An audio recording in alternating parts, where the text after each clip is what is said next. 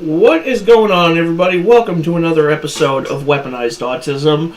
I am your host, Chris, and I will be joined. Tonight I am flying it solo, and my brother and Tism Kaysen will be on tomorrow night's episode for a bottom of the bin review of the 1993 Super Mario Brothers movie, the live-action Super Mario Brothers movie, since that just came out. Since the new Mario movie just came out less than a week ago, and why not? So, until then, we got a loaded show for you tonight. We've got the return of Ben Princess Azuli in the Alpha Male universe. We've got some juicy new intel on AMU member Wes Watson, courtesy of John Bravo. The Ben Azuli updates are coming from Bubba. We've got a brand new video from Critical about a chowderhead who filmed himself burning down a warehouse. That was definitely a choice. Not one that I would have made.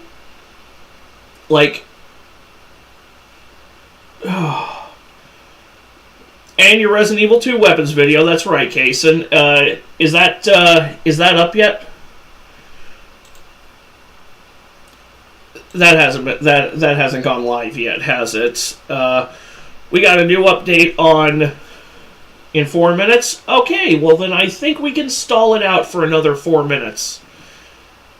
7 minutes. 7 minutes is all I can spare to play with you. We've got a brand new video from Donut Operator that literally just dropped,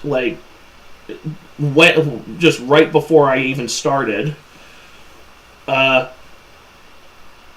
I did mention the update on Vincent Fisher, and that one's coming to us from Bubba. We've got a new video from Don't Judge You for Using Aim Assist. I mean, if you need aim assist, you need aim assist, and I prefer to play without it, but that's just me. If I'm not gonna harp on you if you do need aim assist. We've got some idiots on wheels from Fail Army. We've got a new video from Atozy about a book talker who is getting 25 to life. Holy fucking shit. What did she do to warrant that? Might be using same save file to do the same type of video on the Super Tyrant boss and the train fight. Ooh! Ooh! Hell yeah! Hell yeah, that's cool. Wait, so were you doing Leon's B scenario? If it was the Super Tyrant and the train fight? Or are you doing Leon A and then you're gonna do... Wait. The Super Tyrant's not even Claire's final boss. Never mind. My brain's flying in 20,000 different fucking directions right now.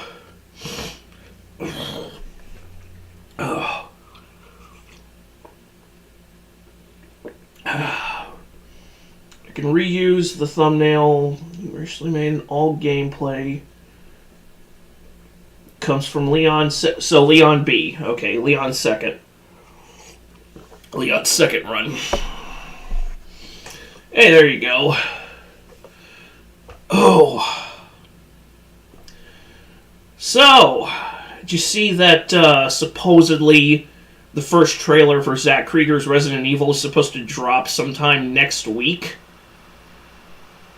And that's according to Biohazard Declassified, so consider the source.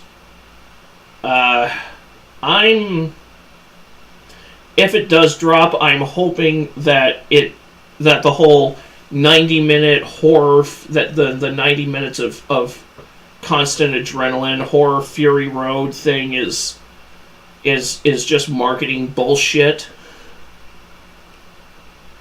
If anyone's wondering, we're still doing the Requiem joint playthrough.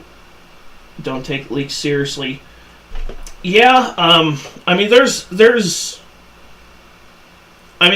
are a lot of claims right now going around that that trailer is going to be dropping next week, which would be insane because the movie just entered post production less than 2 weeks ago. Not less than 2 weeks ago, less than 2 months ago. They wrapped filming in February, and the movie's not scheduled out until September. I'm gonna like the movie no matter what because it won't be Buffy the Tyrant Slayer. Okay, I have a thought about this, and I'm probably gonna do a video further extrapolating on my thoughts on it because that's part of the reason I haven't uploaded a new playthrough over the last 3 weeks. Well, there's a number of reasons. Number one, I'm just kind of, I don't want to say burned out on gaming content, and I don't want to say bored of gaming content. I just want to breathe because I've been just going nonstop for the last several years, and I kind of want to breathe between projects. That's one thing. Number two, I've been really hooked on Star Trek for the last couple weeks, so I've been binging Star Trek on Paramount Plus. The original Star Trek, by the way. Still have to upload the rest of the Gigabash campaigns. Hell yeah, get on that, man. So that's another thing. I mean, I have a number of other side projects that I'm really, really, really lacking behind. But the long and short of it is, I hope that Krieger's Resident Evil movie does not do what the Anderson films did, which is trade the atmosphere for constant adrenaline, which is my biggest issue with the Anderson movies, is that Resident Evil to work as a movie requires 3 key ingredients. You need that John Carpenter atmosphere, you need that David Cronenberg body horror, and you need that Sam Raimi campiness. And when you mix all 3 of those into a blender, you get the perfect concoction of that is Resident Evil in its best possible moments. The Anderson movies fail at that from start to finish because they skimp out on, well, for a number of reasons, but one of the primary ones is that they drop the horror in favor of action. They're action movies with a horror slant, and if I wanted action with a horror slant, I would watch Blade, or I would watch Underworld. I wouldn't be watching a movie called Resident Evil. It's a cum sock for increasingly insufferable war. It's a cum sock for, it's a repository for every wouldn't it be cool if moment that Anderson could yoink out of his sphincter muscle. That's what it is, which is why it's constantly introducing elements in each movie and then immediately dropping them in the next movie. Because once you actually watch those movies from start to finish, you realize there's no clear plot through line, and he was just making it up as he went along, and did it in the worst possible way, which is just, fuck plot, fuck narrative, fuck actually giving a shit. We're just gonna give you more. Hey, this is cool. Hey. This looks awesome. It's like, yeah, but what does that do for the narrative? What narrative? Don't ask questions. Just consume product. And the CGI movies also fall into that trap of they lean way too... there are moments in the CGI movies where they could almost really go hard into the atmospheric tension and the slow-burning, drawn-out horror, but they don't. And they way too often they pivot towards action. And the CGI movies are fine as lore extensions. They're okay if all you care about.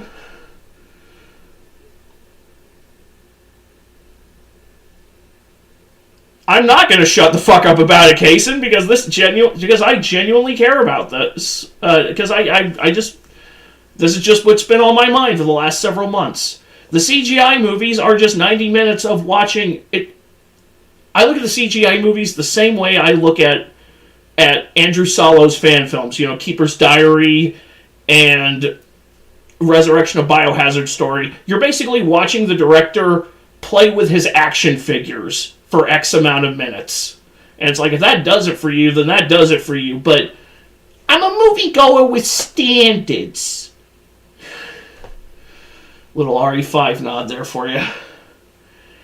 And I know you weren't telling me to shut up, Case, and I'm going with it. But Welcome to Raccoon City, that's why I love Welcome to Raccoon City, is because it actually does attempt to give you that perfect storm of atmosphere, camp, and body horror.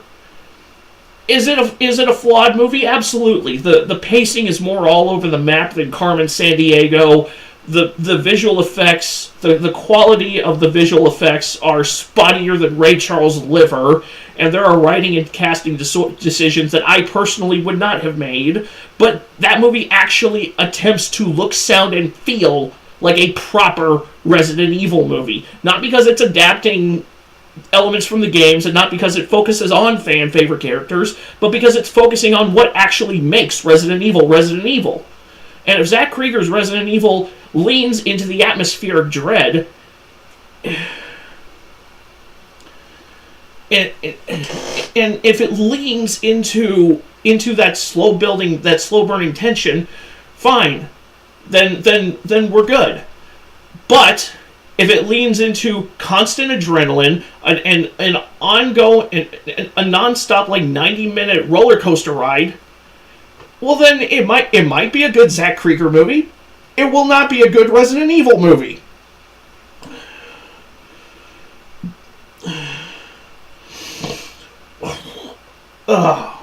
Super Mario Galaxy movie. Oh, that. Okay. Well, we'll have to save the Mario Galaxy movie for next week. Until then,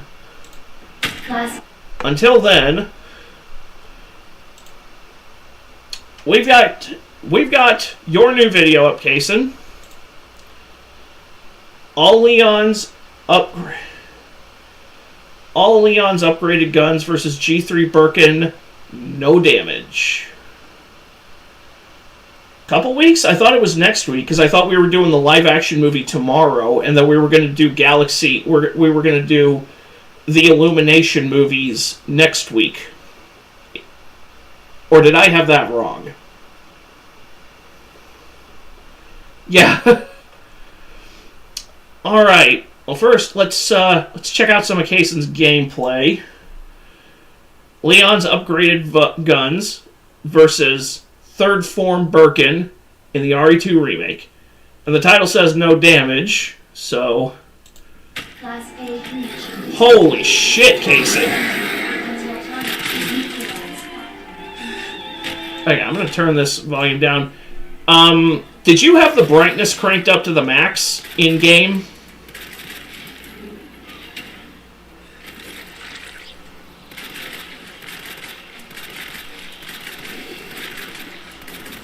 It almost kind of looks like it.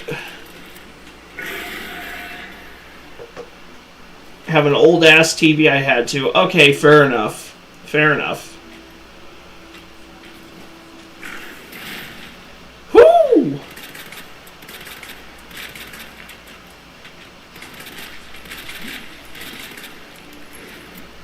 So you're using all three. So you're going to use all three of Leon's main weapons against Birkin. We're starting with the VP-70.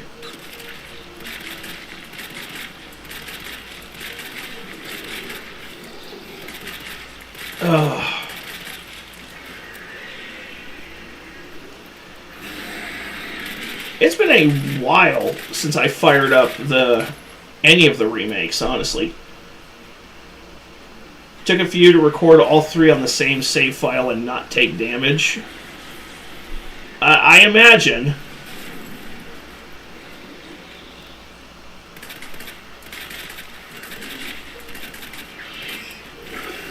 Whoo!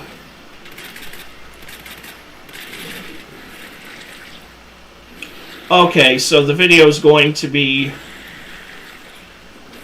So the video is going to be like one battle, one weapon, and then... Okay, I see what you're going for with this.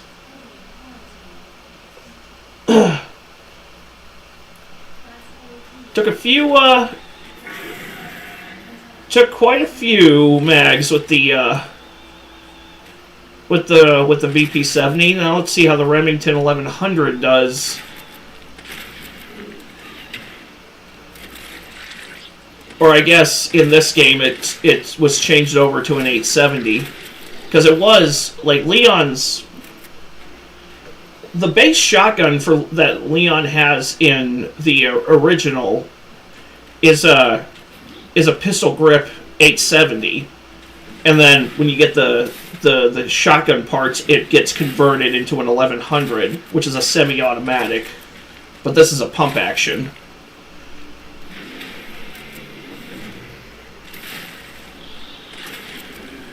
He could have easily screwed up your no damage run there.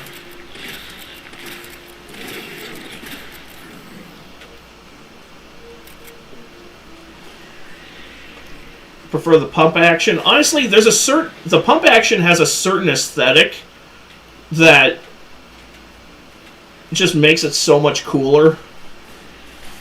Thumbs are quick draw. You know what? You know what else I really like is the.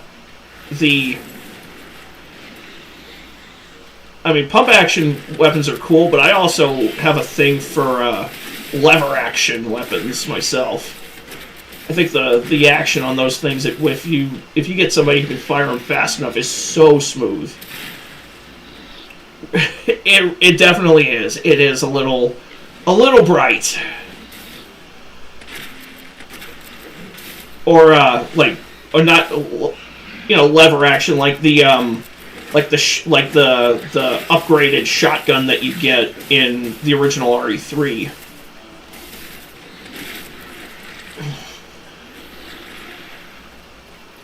Okay, not so bad with the pump action. Now let's see how the Desert Eagle holds up, because that's the it should have been in remake, dude. He's like, I like the RE3 remake, but they cut way too much shit out of that thing. All right, Desert Eagle time.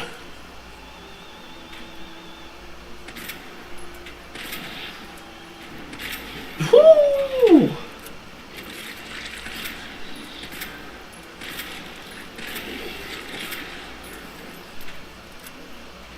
Honestly, the Desert Eagle is such a sexy weapon.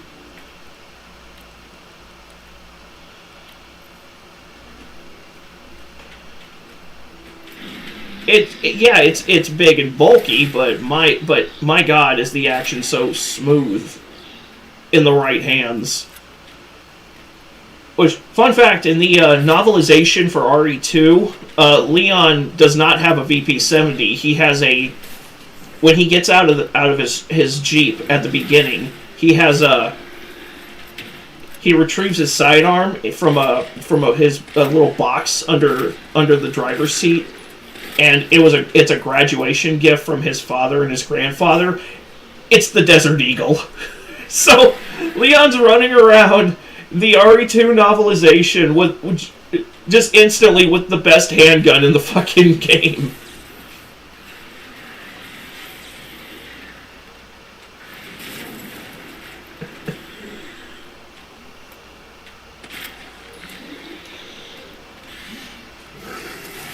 I have to do it like this because fuck YouTube moderation. Oh, the whole... Is it text-to-speech is shitting up?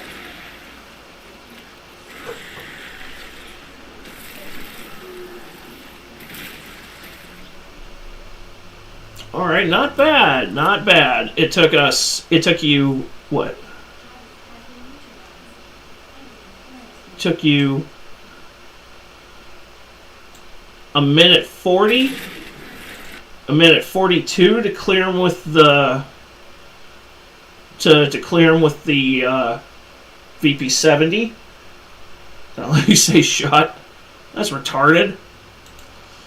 It took you... Okay, let's just make sure we actually get to where it started so I get the time... So I don't get the timelines messed up here. It took you a minute 40 to clear him with the Matilda.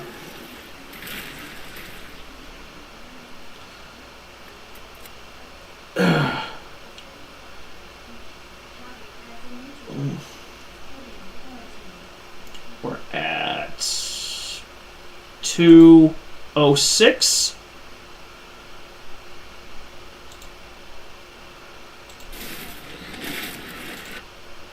It took you 2 minutes. Took you 2 minutes to get him with the shotgun, but shotguns in video games are kind of sketchy anyway, unless you're like right there. I don't know why.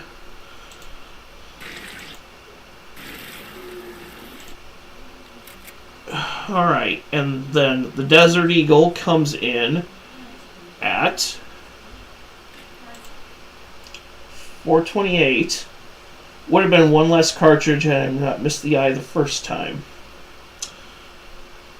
Yeah. Okay, 428, and it takes you a minute.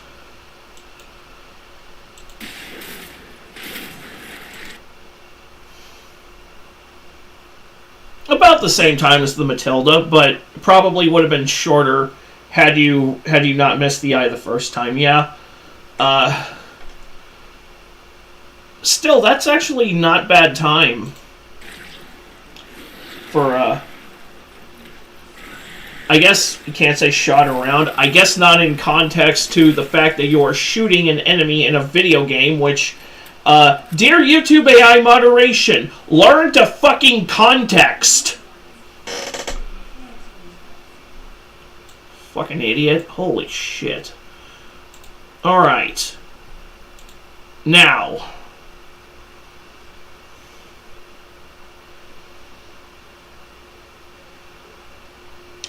Now, we get to our regularly scheduled content.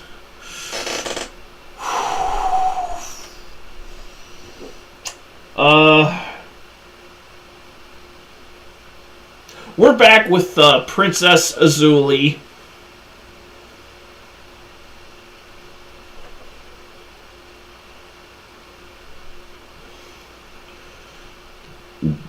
Fake alpha male King Azuli just got even worse by doing this again. Oh, let me guess. He went to another school? Oh yeah, AI totally never makes mistakes. Never! Never! No, just put it in charge of everything, you fucking retards.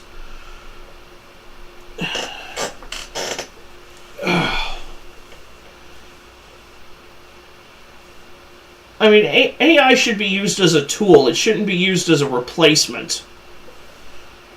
It should be used as a tool to help make your workflow more efficient. It should not result in you just using that to replace employees. Like, if you have employment bloat, do the Elon Musk method. Cut people who aren't doing their jobs. That's why Twitter is operating on such a lean fashion right now. Okay. Alright, now, on today's episode of the Alpha Male Universe. Last time on the Alpha Male Universe. You're not going to remember every single thing that I said right now. Yeah! But you will remember what you felt. And they'll see the videos of you getting roasted on YouTube. And they'll laugh along with us. If they're smart. If that touched your soul, if that made you think, if that made you feel like you want to improve, everything that has happened to me in life happened for the best. Being convicted of a sex crime happened for the best. Sure, Ben. Let's go with that. Life of Hey, Kai! Welcome to the stream. Oh God, it's the king. Yeah, it's the king of cringe. Oh my lord. Yeah. The one thing he has over Chance is that at least he actually leaves his attic. And he actually does bathe. But that's it. Oh my lord. Oh. He's just as short. Oh. Yeah, I'd probably agree with you there. Chance is like, what?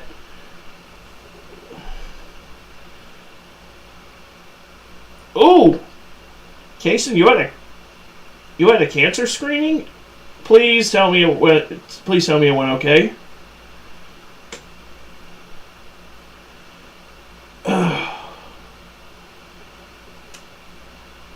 Tomorrow. Okay. Well, hopefully it goes over well. 3 weeks. Well, hopefully not. Hopefully you don't have it. Cuz that's and that hits me specifically because that's what my father had. Highly unlikely. I'm taking a precaution. Well, good. As long as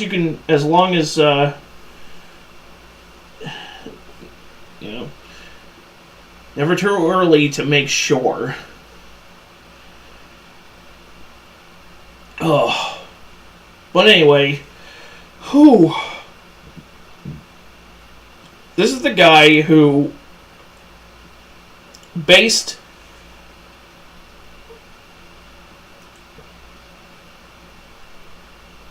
I have insurance. I have a neighbor who has a gambling problem. Helps out with the stuff he tells me to pay for whenever I can. Well, that's at least there's that. At least there is that. Whew. But, anyways.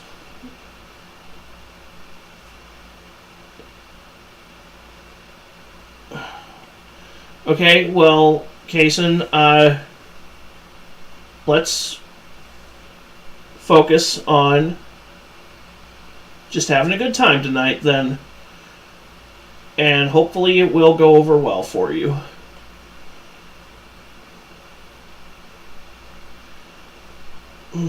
Let's go. Yes. Whew. So yeah, Kai, if you're still in the chat, yeah, the one thing he does have over Chance is that he actually does leave his house. He does bathe. He does groom himself.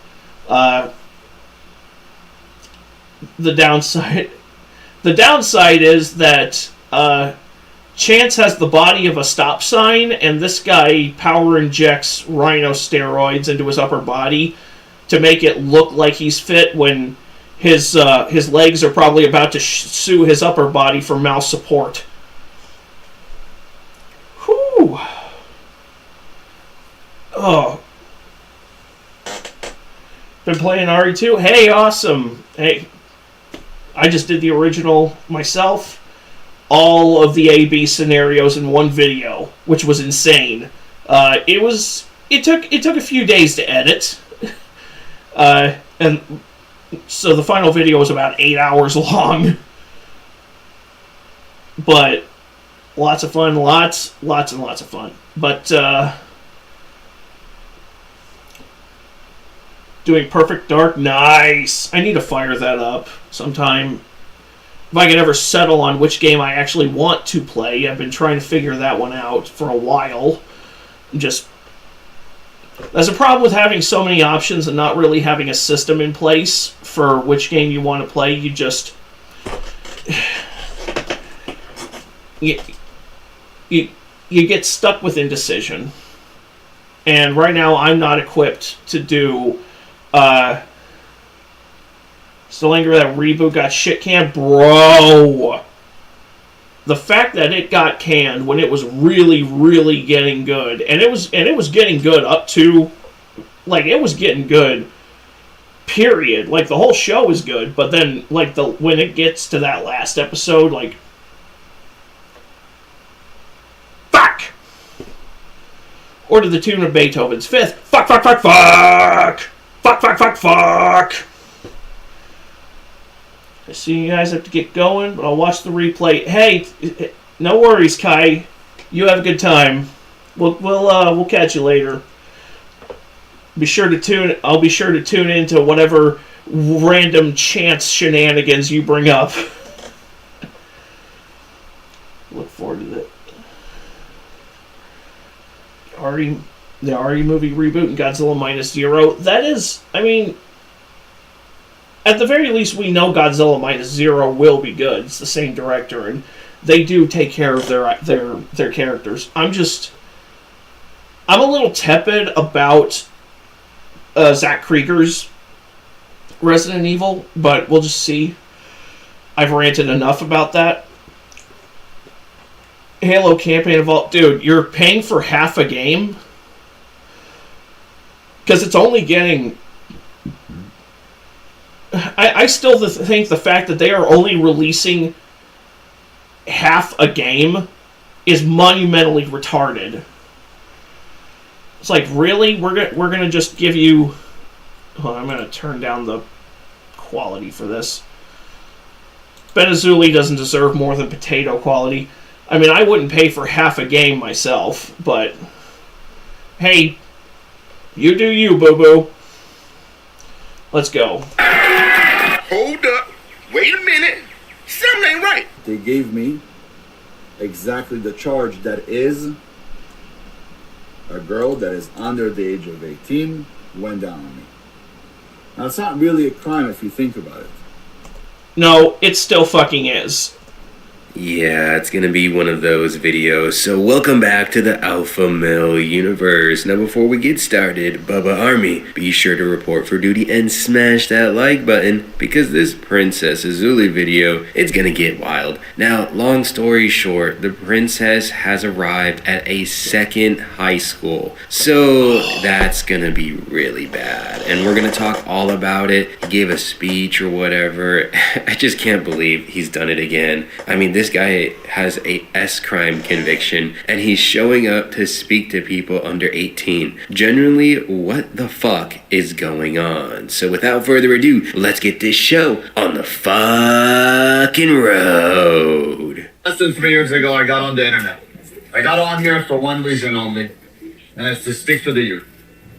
I speak to you guys because you guys are the future. I'm, already 35 years old. You guys are the real future.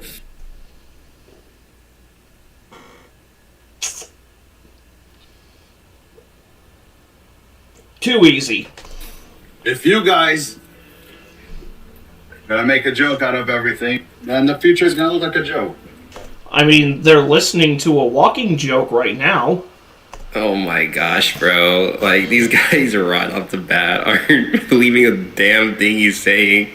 I'm sorry to be laughing like this, like, immediately in the video, but what a way to start off your speech. Like, imagine walking in there like an alfalfa male. Like, you all saw how he was walking with his shoulders puffed out. And then these broccoli head people are just laughing at your ass, like, right out of the gate. That is embarrassing, bro. You know what? Azuli's never gonna stop. I've come to this realization. Kaysen. Booth, if you're up there. Bro.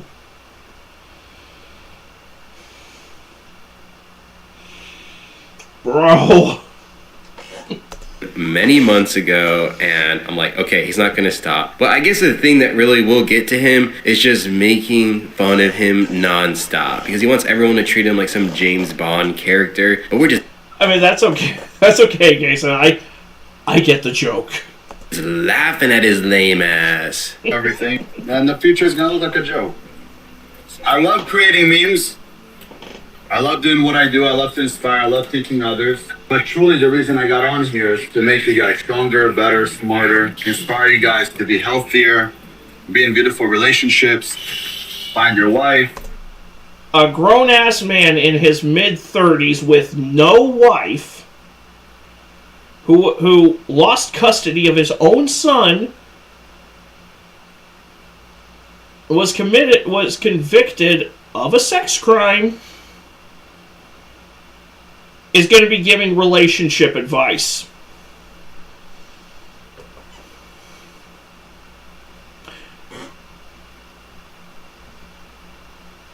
Brother, you have the credibility of a cab driver in a neck brace. Find your husband, have a family, have kids. We're kind of in a world where people are not sure about many things. The world has been changing a lot. And I've realized that the world needs somebody strong, somebody that could come in, speak your language.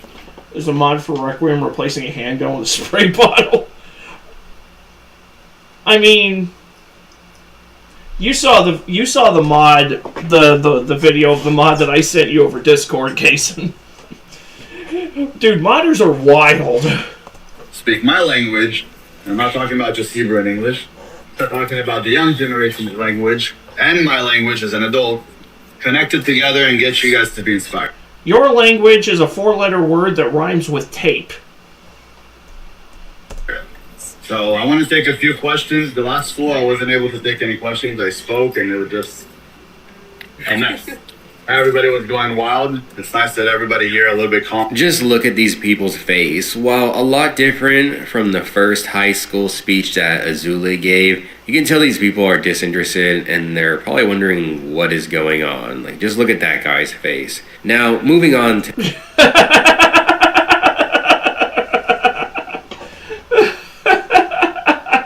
The dude on the far left is just like, bro, are we really supposed to listen to this fucking goober just drone on and on and on and on and on? He's saying a lot of, he's doing a lot of talking, but he's not saying jack shit. And then the dude right next to him is just like, alright, what time is it? Either that or he's looking for the camera crew because he thinks this is some kind of elaborate prank. Which...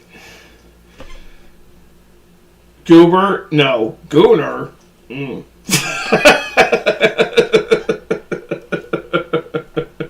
I mean...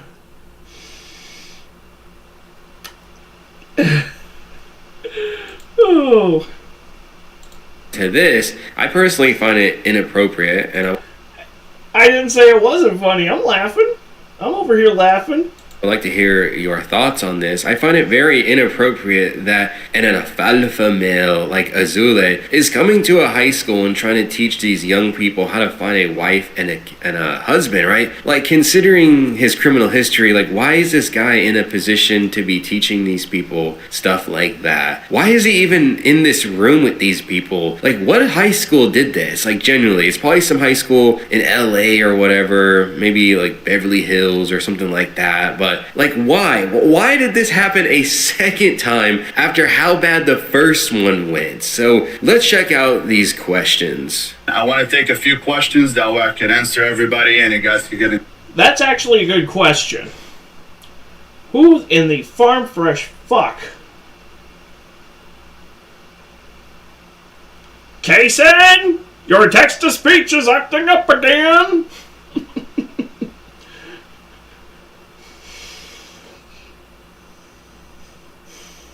You're playing into it, aren't you? You're playing into it at this point, aren't you? It's starting to feel like that, like...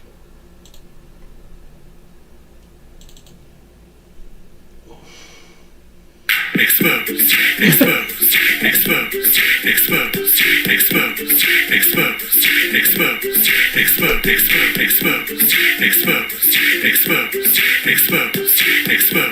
exposed, exposed, exposed, exposed,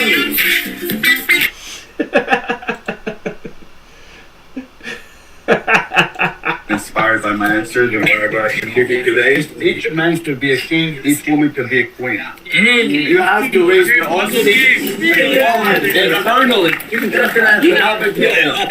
I'm not above you. I'm not better than you. Bro, get your... beef. Chill. Bro, Azuli, get your fucking Timu Mufasa sounding ass the fuck off my screen. Everything the light touches is our kingdom. Fuck you. I just have a lot of experience. I've been through a lot in my life. from every different direction. I've opened many different businesses before. Your hands are probably softer than a sock drawer. I made a lot of money. I built a great physique. I built a great following. People know me today all around the world. If I did...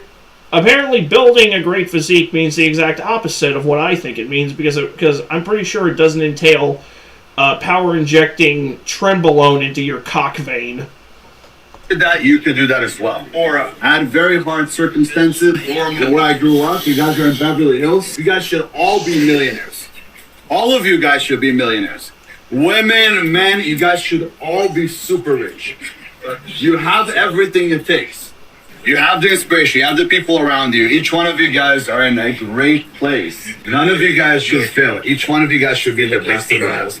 You guys should all find a great woman, a great man. It is just, you guys are born into it. I wasn't. I had a very hard childhood. I think this is a good opportunity to talk about how Azule, once again, grifting, claiming that he's like Rocky Balboa, coming from the bottom to the top, when that's just not the case. And then watch how like the teacher or whoever this is, I don't know what this guy's like actual official role is at this school, he's like trying to hush everyone. I bet the broccoli heads like in the corner over there that we can't see on the camera are trolling or going crazy. But the whole crowd almost laughed when he called himself a king or whatever. Yeah, like the room almost like popped off with that bullshit. I can just sense that the energy is...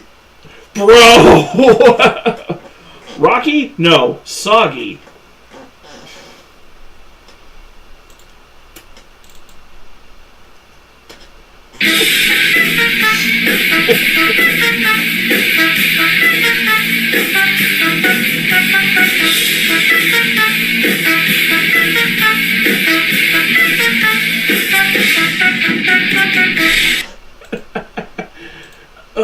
is building, not in a way of like, wow, like they're so hyped, but like the troll energy. I'm pretty sure maybe in the next couple of minutes we're gonna watch something weird happen. So you guys should have it the best. You should know you're at the best place possible. And I want to see you guys after talking. But yeah, let's take first question. Who was your inspiration? Who's your biggest inspiration in your life? Who's my biggest inspiration? You guys heard that? I have a son. My son is 8 years old. I have not seen him in 4 years.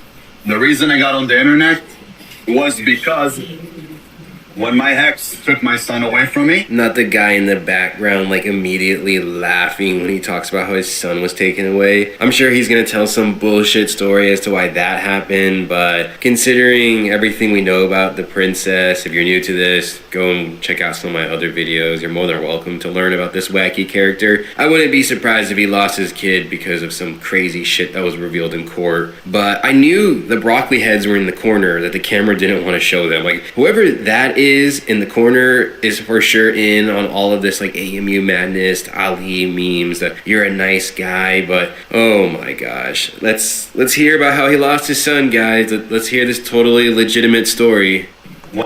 Yeah, I'm sure the reason that your son was taken away from you had absolutely nothing to do with you being an absolutely abhorrent waste of humanity, who can't maintain a relationship to save his fucking life. When my ex took my son away from me, and didn't want me in his life, I decided I'm either going to chase, which I did for a very long time through courts, or I'm going to attract. By attracting, how do I do that? Become King Azule. I did that to inspire you guys because today he's 8 years old, and if you guys are the future, when he's going to get a little bit older, he's going to look up to you. I wanted to make you guys...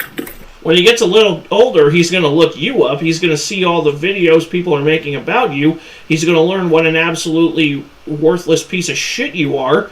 He's probably going to disown you. And he fucking should. The best that you can be.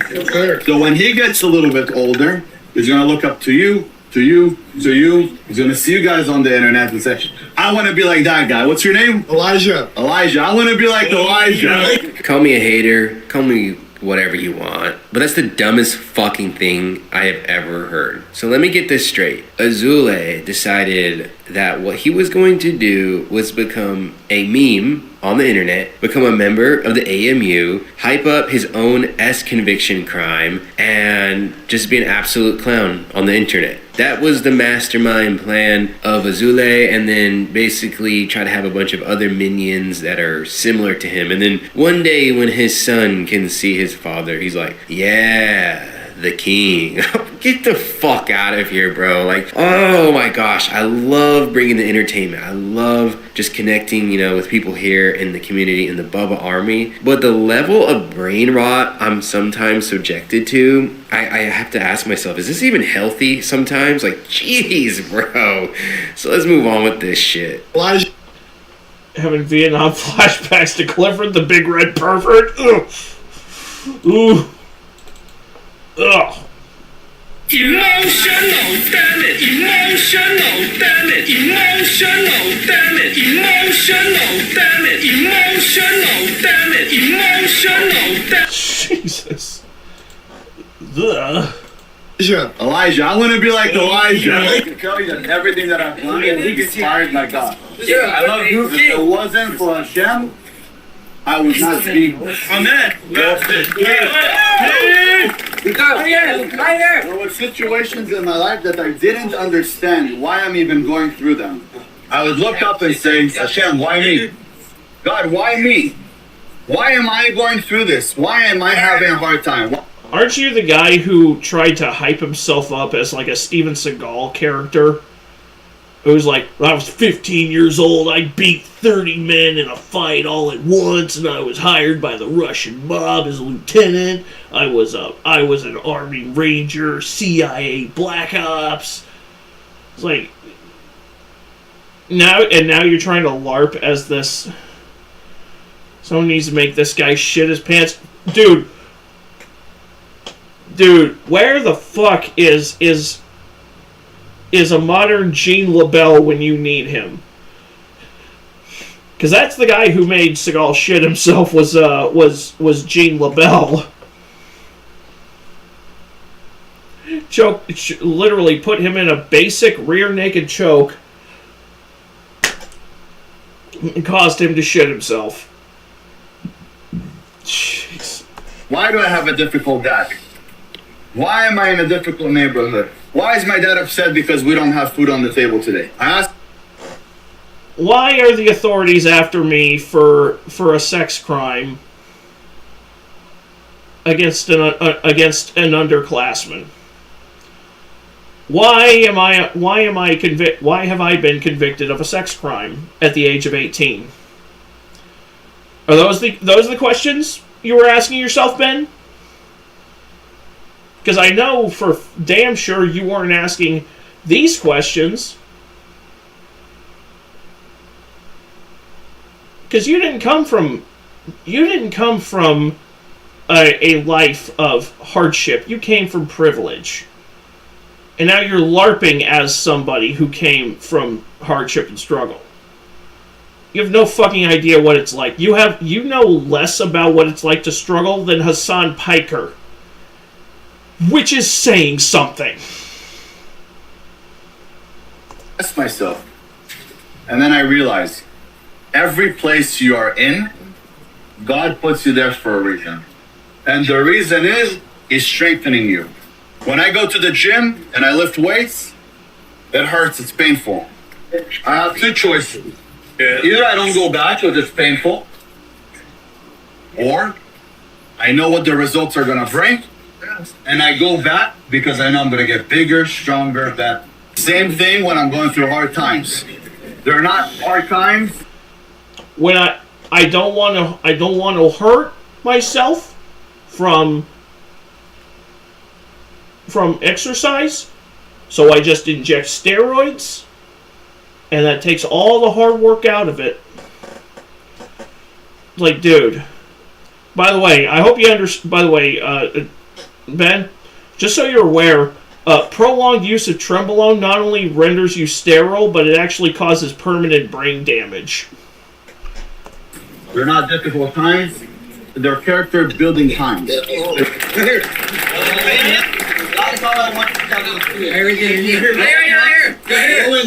love how little bro has to cop out with the whole God shit and be like, oh, I'm here. Why am I here? Why are you doing this to me, God? But it's literally all of his own actions. You know, whenever someone says that, like, usually I'm like, bro, like, what is your role in the outcome of your life? I get it, like, sometimes your environment or you're just genuinely unlucky. But in the case of Azule, I mean, he's the one who committed the crime. He's the one that eased into the, like, all of this. Like, he said, like, on several posts saying, oh, she's only 15, ha ha ha, it's hilarious, that's hilarious, what, ha ha ha, right? I said that shit way too many times, right? But I'm trying to emphasize a point that he is in his own predicament because of his own choices. And then just to pass this on over to God that's the dumbest shit ever. I can't take the brain rot anymore. The broccoli head people, they really want to ask him a question, so we're probably going to check that out in a part 2. Yeah, I gotta check out another AMU character that I am working on. I'm going to drop that this weekend if I have the free time. So I need to start working on that. So yeah, hopefully you enjoyed this video. If you did, please be sure to smash that like button so this episode may spread. Consider swinging on by the Discord. And if you're new to all this AMU madness, hit that subscribe button. Until next time, guys. Later.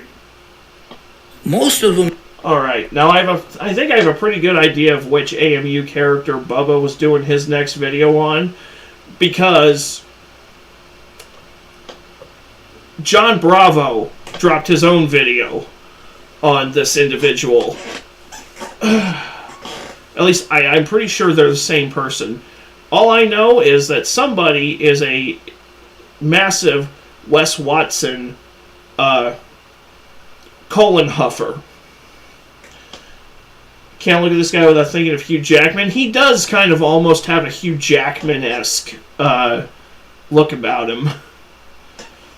Most of them knew who he was, and they weren't having any of his. And they put him in his place like a boy from the moment he walked in. He's sitting there. He's in the corner, keeping to himself. In fact, the withdrawals were so bad, they had to move Peggy to a completely different unit in the jail. So you know how we just saw Peggy arrested again for the second time and thrown in jail for beating up that poor girl, holding her hostage like an asshole. All why? Because she went out and showed her tits and he couldn't handle it. Well, remember when that happened? For the crime of wearing a low-cut top in public.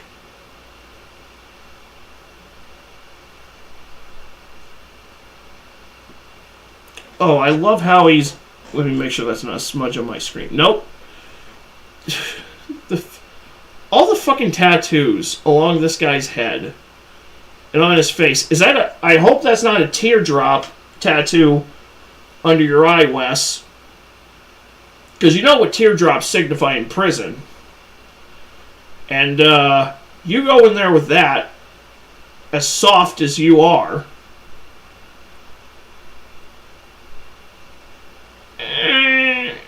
I got a feeling there's going to be some real teardrops running down before long. Especially once they find out what you did to your fiancé. Happened.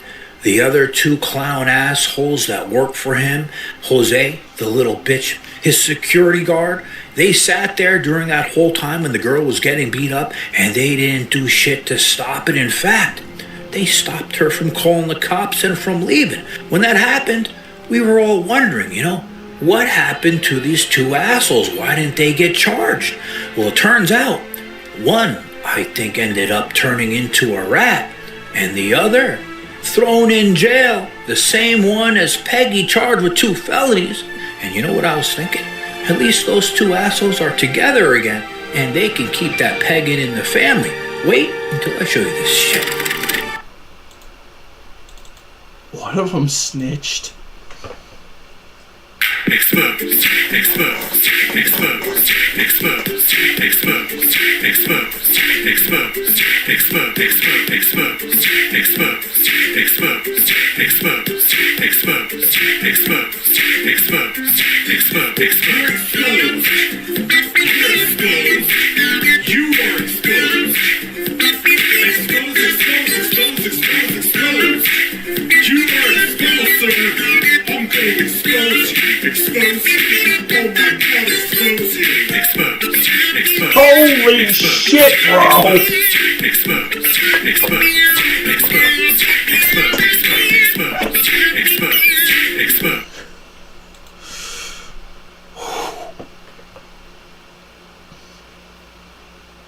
I knew it! I knew this was on the same guy as the other guy Bubba was doing his video on. I knew it was Crowned Jose.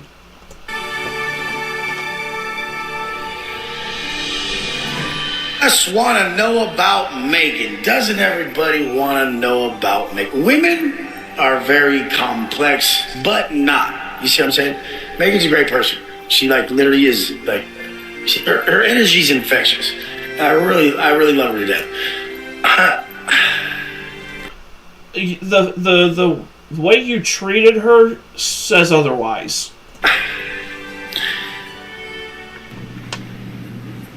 So it's funny, you know how we never see Peggy all this time on social media? He never shuts his mouth. He's always flapping his mouth like a little bitch, right? No, he's a mouth with feet.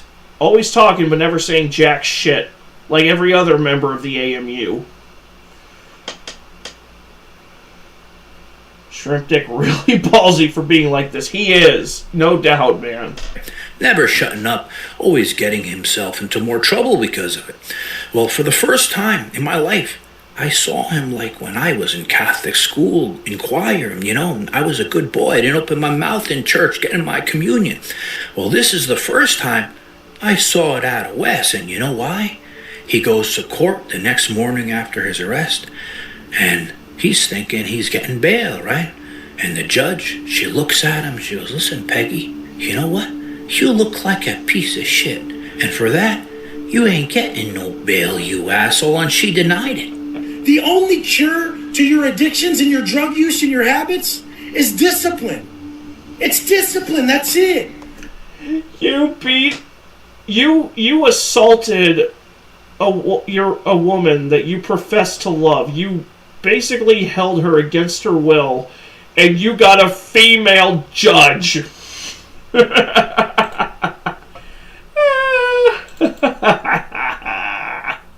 Eat a dick and make it big. Oh. The who? The her. When you get disciplined enough through your daily process, you empower yourself. Apparently every movie's getting a belated sequel in 2026. Even Brokeback Mountain. You give yourself the power to choose. 42-year-old Wesley Watson stands before a judge after police say he severely beat his girlfriend of just a couple of months. So we're here on 5 counts for Mr. Watson. He had his own personal employees threatening her. He had his own personal employees oversee her to see what she was doing on the phone, Your Honor. I think there's even made reference to the victim that she effectively felt like she was being held hostage. Your Honor, this is not the first or second time that violence has been alleged against Mr. Watson. Police say he wouldn't let the victim leave the home after all of this took place. Now he remains in jail tonight, saddled with a $115,000 bond. So after that happened, I wanted to find out, how is this asshole handling jail this time? How is he doing? How is he taking it? Not that kind of way. Because we know. Damn it, John. I mean, we know he's taking it that kind of way. I mean, that's undeniable. But still. He was on so many street drugs, right? But besides that, steroids, copious amounts of steroids, trenbolone, testosterone, HGH, right? All this shit. Remember what I said earlier, prolonged use of trenbolone can cause permanent brain damage. So what do you think happened with Peggy here? And he never comes off. So we know you come off that alone, you become a big bitch. So imagine coming off all those things, plus street drugs, alcohol.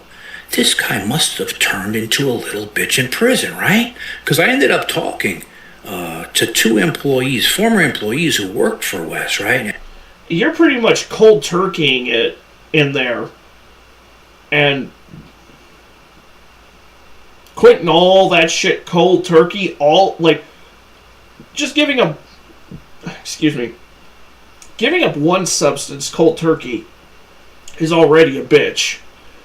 Giving up all of that at once, coming off of it all at once,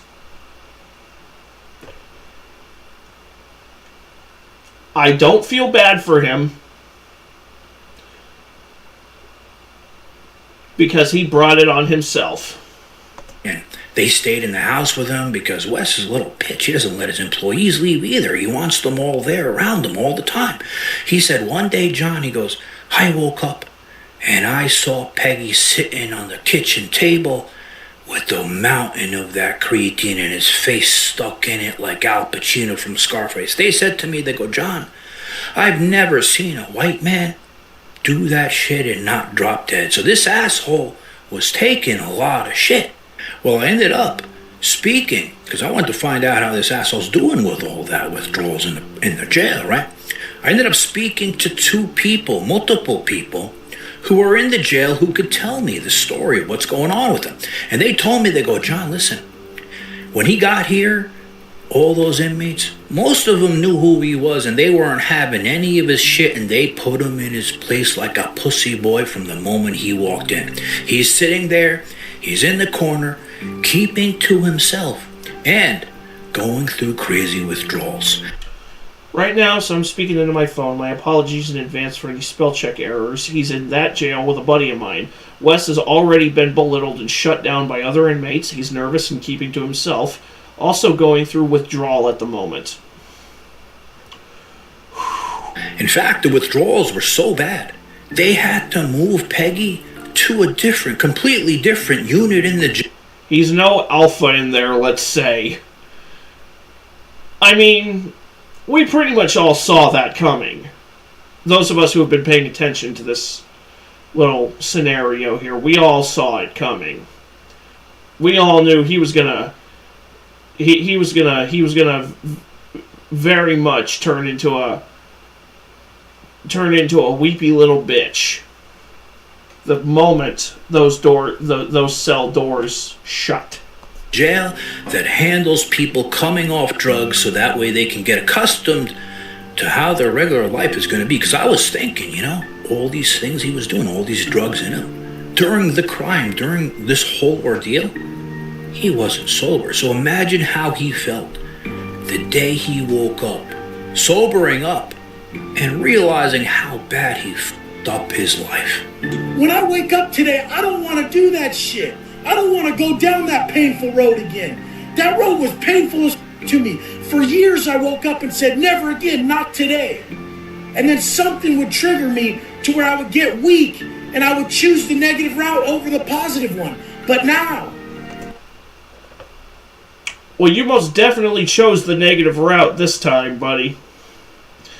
So, you're looking at it happening all over again.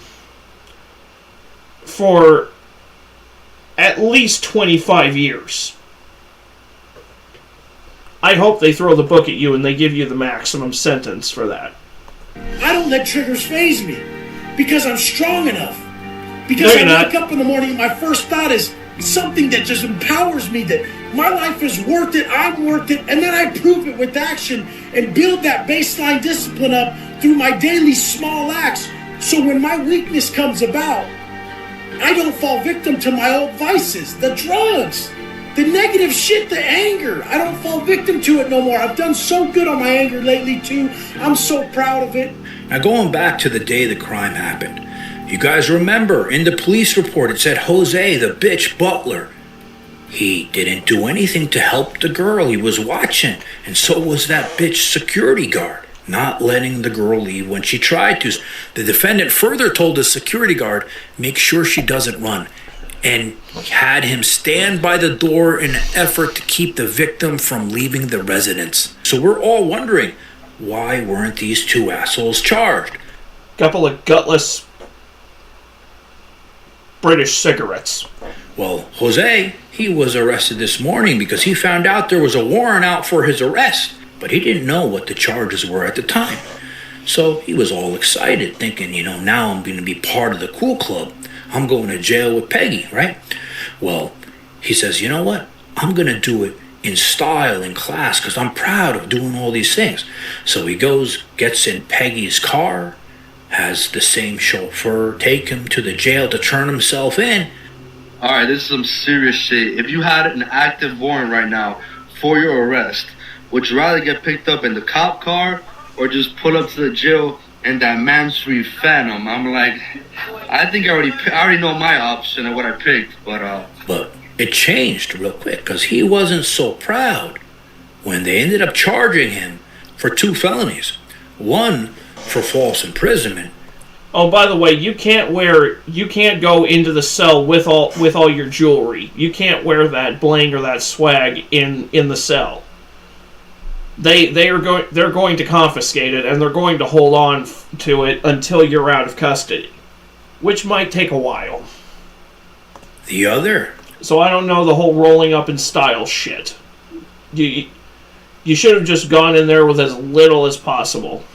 Very wallet, keys, phone, the bare essentials. Serious one, another felony for tampering with a victim or witness, okay, which means you're harassing or threatening a victim or witness so they don't tell the story.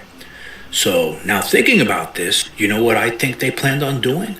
Well, Jose, shortly before he turned himself in, was on a FaceTime call with Peggy. And he's sitting there smiling. They're enjoying themselves, it looks like, right? I think they were planning on paying off the girl or threatening her to not show up to court, not press charges, and then thinking that he may get off and get out of jail. Their plan, the little bitches, didn't work. You know why? The security guard, there's no warrant out for him. He's not been arrested. There's no charges for him, and he was there. Why is he getting off? Well, what's Peggy's biggest nightmare in life? He hates rats, right? Well, I think that security guard ratted on him, ratted on Jose, so he doesn't have to go to jail, and Wes's biggest nightmare came true because the security guard is in charge and he's free roaming the streets, and Peggy and Jose are sitting in the cells like butt buddies together again. Really believe she genuinely loves you. You guys, these people who are so skeptical about like women and love and connection, it's because you. So, like, there's really no way I don't believe women love me. Like, have you seen me? Like, I'm this shit. Like, I don't believe women love you. You've done nothing, and you're nobody. I mean, so I don't believe they would love you. I mean, you don't love yourself yet. You haven't done shit yet. So it's a projection of who you are when you don't believe a woman could love someone. If a woman's gonna love anybody, are you kidding me? Are you kidding him? I'm kidding. But I'm the top of the top of the top of the top. I've seen me. If you saw me drive by, I legit cannot imagine anything more insufferable than being out in public, trying to eat, and listening to this chrome dome cunt rambling into his phone about absolutely nothing. Like, legit shut the fuck up. Forever. You know, you hate on me on here, you'd be like, oh my God, who is that? Like, even though you hate on me on camera because you used to. But if I saw me drive by, I would do the same thing. Oh my God, who is that? How could you not? Do you see what people look like and what they do? Just look at that black Mansory Phantom. That thing looks like it's on the ground and shit. We're just sliding through. And babe, you know this new studio move? Do you know what kind of a pain in the ass this is? I haven't been able to film a video for days. But you know what else I've been doing for days? Remember this top T shit? Well, it's some crazy shit. Wait until I show you later what it's doing to me. I'm gonna turn you into my shamuta.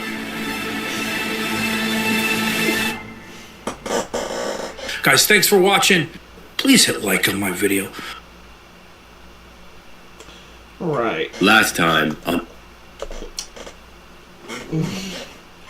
I had to. Bubba just posted this, like... How long has this video been up? 2 hours ago. Bubba just posted this 2 hours ago. I couldn't not include it in the stream. Oh my lord. Hey, Kai just dropped a new video on Cyrax. If we have time, probably check that one out. For now, let's jump back into the AMU. Last time on Alpha Male Universe. I'm like, did you take Brave Juice this morning? Bruh. Feeling brave, huh? You feeling lucky? And then I stepped up to him and I said, what? You ready for this? And he looks at me and he like backs away, but he kind of squares up. And then I said, exactly.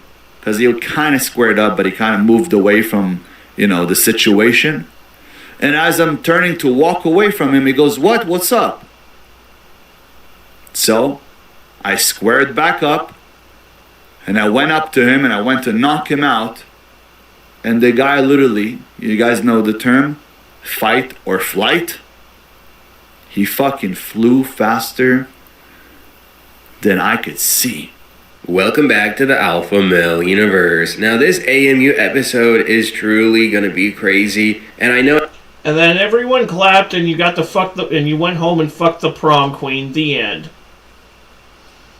I say that a lot, right? The situation just got crazy. But this princess video, out of all the Azule videos, this has to be, for sure, one of the worst videos I have ever made. I mean, the shit that you're about to see, the stuff he said about someone's 7-year-old daughter is just straight up putrid. This guy is even worse than I ever thought. I couldn't even believe the shit that he said to someone. And I want to provide some context, right? He's really been leaning into this whole, fighter ego, this fighter identity. Apparently he was caught hanging out with Ryan Garcia and another UFC fighter. I have no idea how that even managed to happen. I'm sure when those two guys find out who the princess really is, yeah, he's never gonna end up on their stream again. But Joe, oh my god, and he was on there with Clavicular.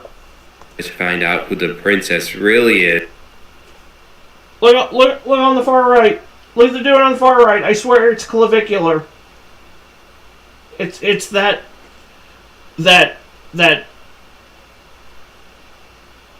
meth addicted hitting a hammer against his own face to maximize his jawline.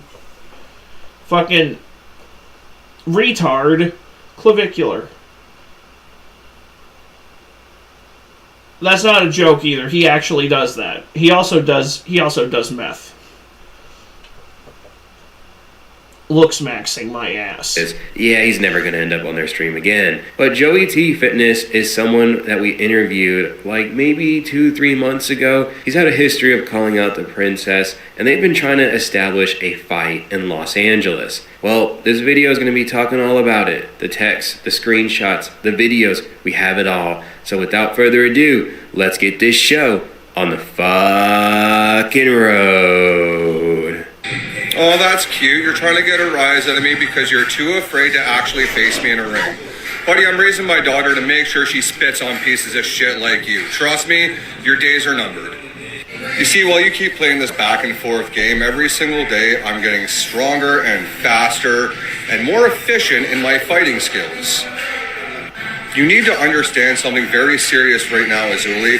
So you may have missed it. I want to point it out. He said, show up to LA. I'm ready. You're just mad that your daughter will grow up to want me too. Eggplant emoji, eggplant emoji, eggplant emoji.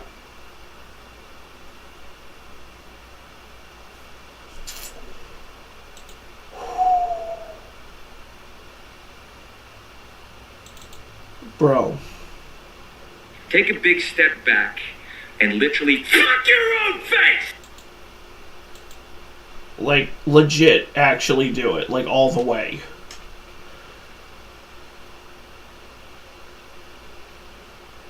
Then again, are you really surprised, given Azuli's history? I'm not. I'm just repulsed. We all know what he means by that. And to say that knowing that Joey's daughter is 7 years old, like what is actually wrong with this guy? I know a lot of people say he's rage baiting, and it's working. But there's a point where like this guy, like he needs to end up in an insane asylum. Because to say that about a 7-year-old is truly monstrous, it's disgusting. Sometimes there are Azule supporters in the comment sections. I have no idea why they support him. But if anyone is supporting him after everything that we know, and then they see this shit, talking shit about a 7-year-old in such a disgusting, nasty way, bro, this guy is ridiculous. So let's hear what Joey has to say with the rest of the video. What's that quote from Mike Tyson where he says, social media has made you way too comfortable, has made some of you way too comfortable with talking shit without getting punched in the face for it? Based Mike. You need to understand something very serious right now, Azuli. If I meet you in LA, I'm not coming to fight you. I'm coming to beat the living shit out of you, and there is a very big difference. I'm not training to be a good fighter. You have to back out for a bit. Hey, that's fine, Kason. You know, I will still be here. So whatever you got to do, you know, go right on ahead. Training to have a good fight, and that good fight is going to result in me breaking your jaw and making sure that you never ever forget my face ever again. But I tell you what, how about when it's all said and done and you're laying in a puddle of your own blood, I go ahead and take your wife out for dinner and show her how a real man really acts, because I'm sure she's curious. We do not forgive, we do not forget. So I don't blame Joey at all with how he feels. Like, I'm not going to condone violence. I don't want anyone to use this clip to misrepresent anything I do here on the channel. Well, I will simply say some people just deserve to have their asses whooped and leave it at that. But if it's sanctioned, and that's what Joey wants to do, and I have no problem with Joey beating the living brakes off of the princess. But some people may be new to this, right? They may not understand what is so wicked. I mean, you already saw him talk shit in the most disgusting manner about a 7-year-old. What more could he do? Well, people like Joey, and maybe you're a longtime viewer of the channel who absolutely abhors Princess, right? Princess Azule. There are clips that are coming out where he's doing new podcasts saying shit like this. I wish my daughter was a few years older, but I'm saving her for you. How old is she? She's 15. There is mothers who reach out to me. I swear to God, my dream woman will be a virgin. She will be untouched. She will cook, she will clean, she will take care of a home, she will want children. And since we know to find a virgin is very difficult, so she'll be probably 18 years old. You wouldn't believe how easy it is. I have fathers who reach out to me and say, I have a daughter I want you to marry. I go, how old is she? They go, she's 17. But she will wait for you. She's in love with you. Wow. This is not the first time. I'm going to file this under bullshit.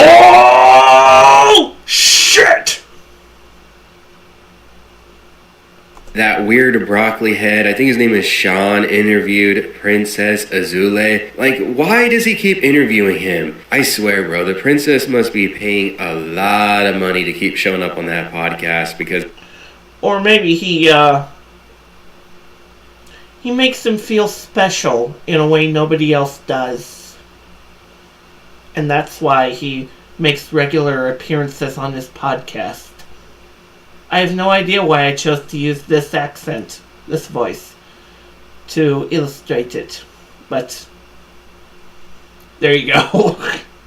I cannot comprehend it. But if you're new to this, right, he has an S-crime conviction against a 15-year-old. So this shit is just weird when you understand the context. Like, why is he talking about that? Like, we all know he's making this shit up. So this is like a weird fantasy in his head that is playing out. It's just... I don't know. I don't want to just keep saying the same things over and over, you know. I don't want people to think that I'm just like fishing to be outraged, but I cannot comprehend that there are people like EDP who get absolutely taken down by the internet, and then the princess is able to just keep grifting, keep doing whatever he wants. And it's like only a small pocket of YouTube, of the internet, even knows about how much of a monster he is, and it's like nothing gets done.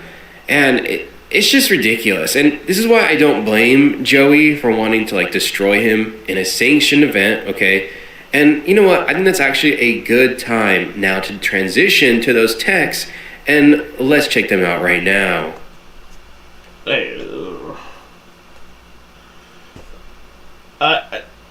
I mean, scumbags slip through the cracks every day. That's kind of how it is. There are people who are still on the internet who have absolutely no business being on the internet. There are people who... The fact that they're not in prison is nothing short of a miracle for them. Oh, Nision. But... I mean, I wouldn't settle for a sanctioned fight. If I actually go in the direction I'm thinking, the stream would probably get nuked. So, sure you understand where I'm going with this. So Joey T Fitness had put out a couple... I see you don't stop... Hold on. I gotta use the actual voice. I see you don't stop posting BS about me. You want to fly to LA and we do a fair match? After I teach you a lesson in the ring, we can be cool and you can stop posting fake news about me. Let me know if you're up for it. I think it would be great for your page to show that you don't back down and you are a real man. You sign a legal contract, Something Bubba's arm is blocking the rest of the message. Sounds good. Send me info. First and last name and email. Also, and how long you think you can make it out. This would be a stand-up fight like kickboxing but with 4-ounce gloves. Unless you want full MMA, if you have ground game. Couple of challenges to Azule, and he eventually replied by saying, I see you don't stop posting bullshit about me. You want to fly to LA and we do a fair match? After I didn't know Bubba was actually going to read it out, otherwise I wouldn't have stopped to read it in my Azule voice. I teach you a lesson in the ring, we can be cool, and you can stop posting fake news about me. Let me know if you're up for it. I think it will be great for your page, to show that you don't back down, and you're a real man. Then Joey replies by saying, you sign a legal contract? I'll fly to LA. Azuli says, sounds good. Send me info, first and last name, and email. Also, and how long you think you can make it out. This will be a stand-up fight like kickboxing, but with 4-ounce gloves. Unless you want full blah blah blah MMA. So they talked about setting up a fight maybe in June, giving Joey some time to train, and then also work out a type of legal framework so the princess just can't go and turn around and sue the shit out of Joey. So it makes sense. Now let's check out the next text. So Joey ends up sending the princess his personal information in order to set up the fight, and then makes another post talking shit on Azule. Well, then he replied by saying, I see you made another video, like a little girl running to tell, laughing emoji. This will be fun. Let's do full MMA. All caps, I'm going to smash you, Joe. And no need to save up for a flight. I'll fly you out. Joey says, you want people to watch, don't you? And Azuli replies by saying, oh yeah, let's make this big. And then Joey says, for you, this is all entertainment, but for me, this is therapy. At this point, Azule has no restraint and he starts crashing out, saying, show up in LA, let's go, you're a coward. I promise you, I will not have mercy in the octagon. Now when can you come here? The cage is ready. I'm ready. Let's go. Come Monday. Like, bro, oh my god, didn't you agree to July? Holy shit, bro. So then he sends him a screenshot of his case and he says, and for your knowledge, that case was dismissed. So then Joey replies by saying, don't worry, princess, I'll find you soon enough. Not everyone has a mommy and daddy's money to do whatever the fuck they want. I have something you know, nothing about responsibilities. And mention my daughter again and a fight will be the least of your worries when we meet. Hissing emoji. Azule, probably getting even angrier, says, being accused of something and actually being convicted are two different things. You crazy man. What the fuck? You were convicted of a sex crime, you cunt!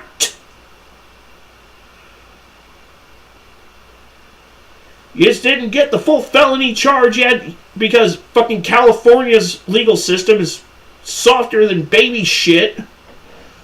What is this guy even talking about? I hate to interject, right, because I'm reading the text, but he literally has a conviction. What is this guy talking about? So Joey says, keep that face pretty for me. And then Azula says, come to LA. Octagon is ready. Come, you guys are all tough behind the screen. I'm waiting, little man. So this is going to be the final text exchange that I will be showing for this video, and Joey says to him in response, you want to prove to the world you're so tough and some badass fighter? Here's your chance. Now do what you said you'd do or shut the fuck up. I gave you a date and you want it sooner, pay my flight and time off work.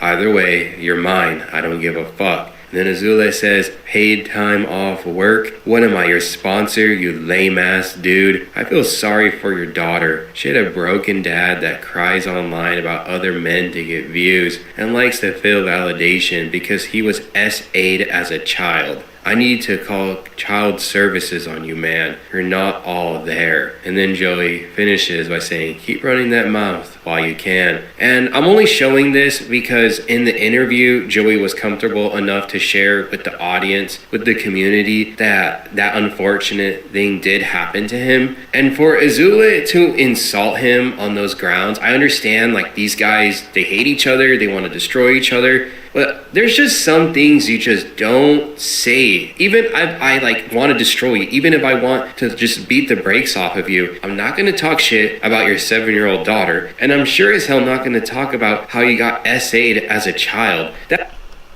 Yeah, no, absolutely not. Like, even if I was in Azuli's position, which I will never be in because I'm not fucking retarded like he is. It's like, dude, there are certain lines that you just do not cross. But Ben doesn't understand that because he's used to hiding behind a screen and LARPing as a badass. What do you suppose the over and under is of him actually going through with this fight? Because I don't think it'll happen. I think he'll spend months hyping it up, acting like, oh yeah, I'm this real badass fighter, and then he'll just pussy out at the 11th hour. He probably won't even pay for this guy's flight out to LA. Or if he does, he won't pay for his flight back. I would not be shocked. I would not be the least bit surprised if he pussies out on this fight.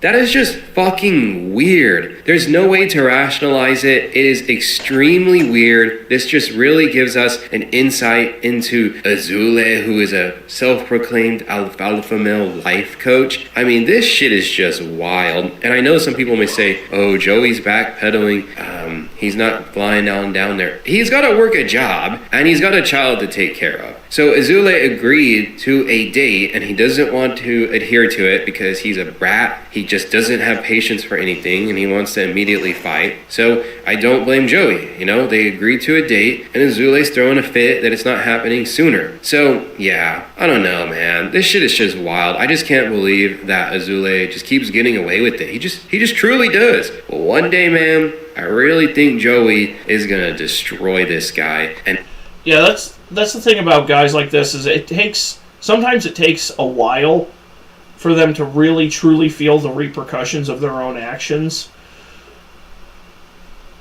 Eventually, it does. Life does have a magical way of catching up with you. You know, and if you don't end up seeing justice in this life, you most certainly will in the next life.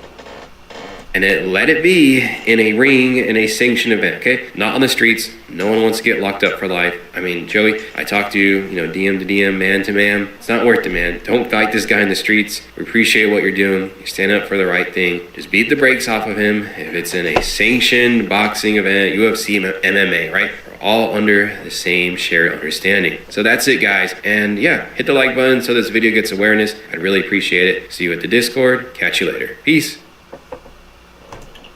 Alrighty. So, let's have ourselves a nice little palate cleanser. This is a new one from Charlie. of a man filming himself burning down a warehouse. That was most definitely a choice that he made. I don't know you, but I know enough to guess with a high level of confidence that you've been angry before. Unless I got the Dalai Lama watching or something, I bet there have been moments in your life where you've been fuming, extremely angry. It's natural, it's normal. I mean, every day. I'm a naturally angry guy. You know, I'm someone who just gets pissed off. I can't help it, but you know, that's just how I am. There are two things that fuel me throughout the day: caffeine and hate. Jiminy Christmas, earlier today I was angry. I was driving and a spider went across my windshield, and it was a rather large spider. This puppy was set to Wumbo, and I don't have arachnophobia or anything, but I don't like them, and I certainly don't like them on my windshield.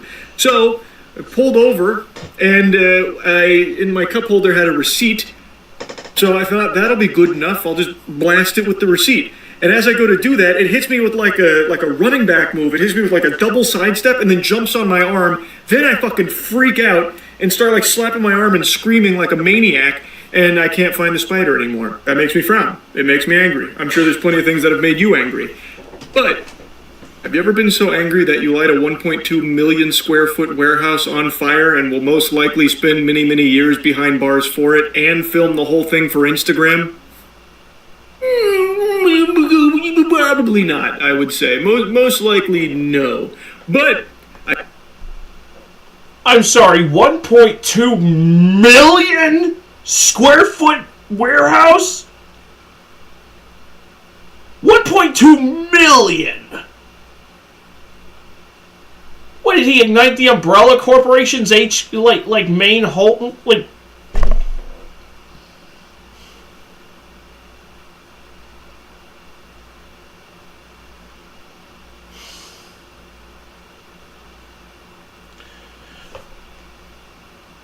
This guy found where Umbrella stores all its raw materials. I did just hear of someone who did, and it is a fascinating story because the anger makes sense. Like the reason why this employee was angry, I think a lot of people can understand. But drastic measures like this did nothing except ruin his life.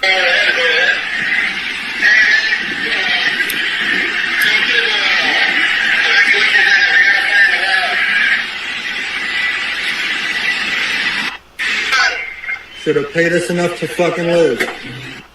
You know, we may not get paid enough to fucking live, but these bitches dirt cheap. All you had to do was pay us enough to live.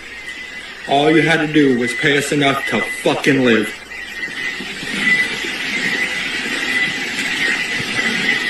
All you had to do was pay us enough to live. There goes your inventory. This is a Kimberly-Clark warehouse that... And what is that going to do exactly? What is destroying that much inventory going to do exactly? It's not going to up people's wages. It's not going to make everything cheaper. All you did was irreparably fuck up your entire existence. That apparently served 50 million people. It was located in California, and a disgruntled 29-year-old employee filmed these videos, posted them on Instagram of him lighting it on fire, and it completely fucking torched it. It like incinerated this whole facility. Pretty fucking stupid plan. Extremely dangerous. Could have easily killed people in the warehouse. The fire could have spread outside of the warehouse as well. It's California. California fires, like, that spreads a lot. This could have caused so much more damage, destruction, and death. Yeah, you thought the Pacific Palisades wildfire from last year was a fucking nightmare? Just 1.2 million square foot where I can't get that fucking number out of my head. Jesus. Lord Almighty. I hope you find Jesus in prison. In this like raging inferno that he created here. Again, thankfully, nobody was injured in that fire. No firefighters or... By some fucking miracle, thank God. None of the employees, they were all evacuated safely. So, Nick, we should note you were just listening in on that news conference. That's why we couldn't go right to you. So this employee, a 29-year-old, did they say what he did there at that plant?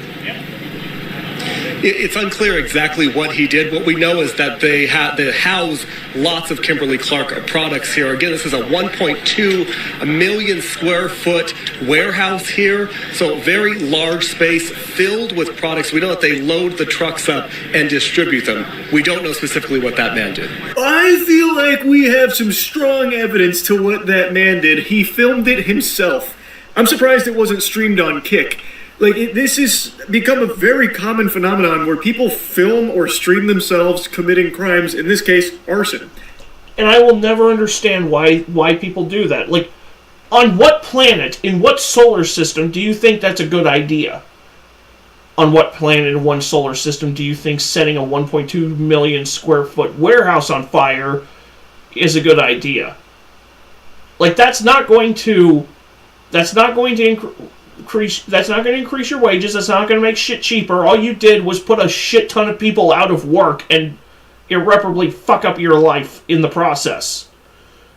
Congratulations, you played yourself. So he made it very clear what he was doing and why, the motive. He was upset with the pay, saying that all they had to do was pay him enough to fucking live, which is... Here's the problem. You live in California. By default, you don't have enough to live, unless your name is Gavin Newsom. A very real problem, something I have yapped about for years, about how so many jobs right now in the country don't actually pay their employees a livable wage. And as things keep getting more and more expensive, it's not like the pay is being risen to try and help them, enable them to live. It is a huge problem. But the solution this guy cooked up in his noodle is not the optimal play, because now all he's going to do is land himself in jail. He's not going to be getting paid there. And on top of that, all of the workers at that warehouse, they are now out of work for who knows how long, and maybe they get canned because of it. I mean, this is a huge warehouse. This is going to take a long time to rebuild and get all that inventory and stuff back. Maybe they just start laying off employees that were working there. So now he has also ruined other people's income on top of that. So it's not exactly like the best plan that he's cooked up here, as shocking as that is to hear, that arson didn't save the day. It is an issue. His anger is understandable, but this didn't do anything to solve it. It's not like that this company is all of a sudden going to have a come to Jesus moment like, oh, we didn't know that by underpaying our employees, it would make them frustrated. But now that an entire 1.2 million square foot warehouse been burnt down because of our folly, we will change our ways. We now see the light. Our third eye is open. Enlightenment. Time to raise everyone's pay. It's just not going to happen. Do is pay us enough to live. Chilling video post. Problem is, you live in the most overtaxed state in the country. So if you really want, if you want somebody who really be mad at, should be mad at your own state government. Now, doing this to government property is a stupid idea as well. Actually, it's not even stupid. Both this and doing that are retarded. You should not... Arson is not the answer. That's what I'm trying to say. There. I can use the words. They just get jumbled up in my Asperger's afflicted noodle. Just, it takes a while. You went full retard, man. Never go full retard. That's what I'm trying to say. That, and you live in a shitty state where the only people who live there are people who can afford to stay and people who can't afford to leave.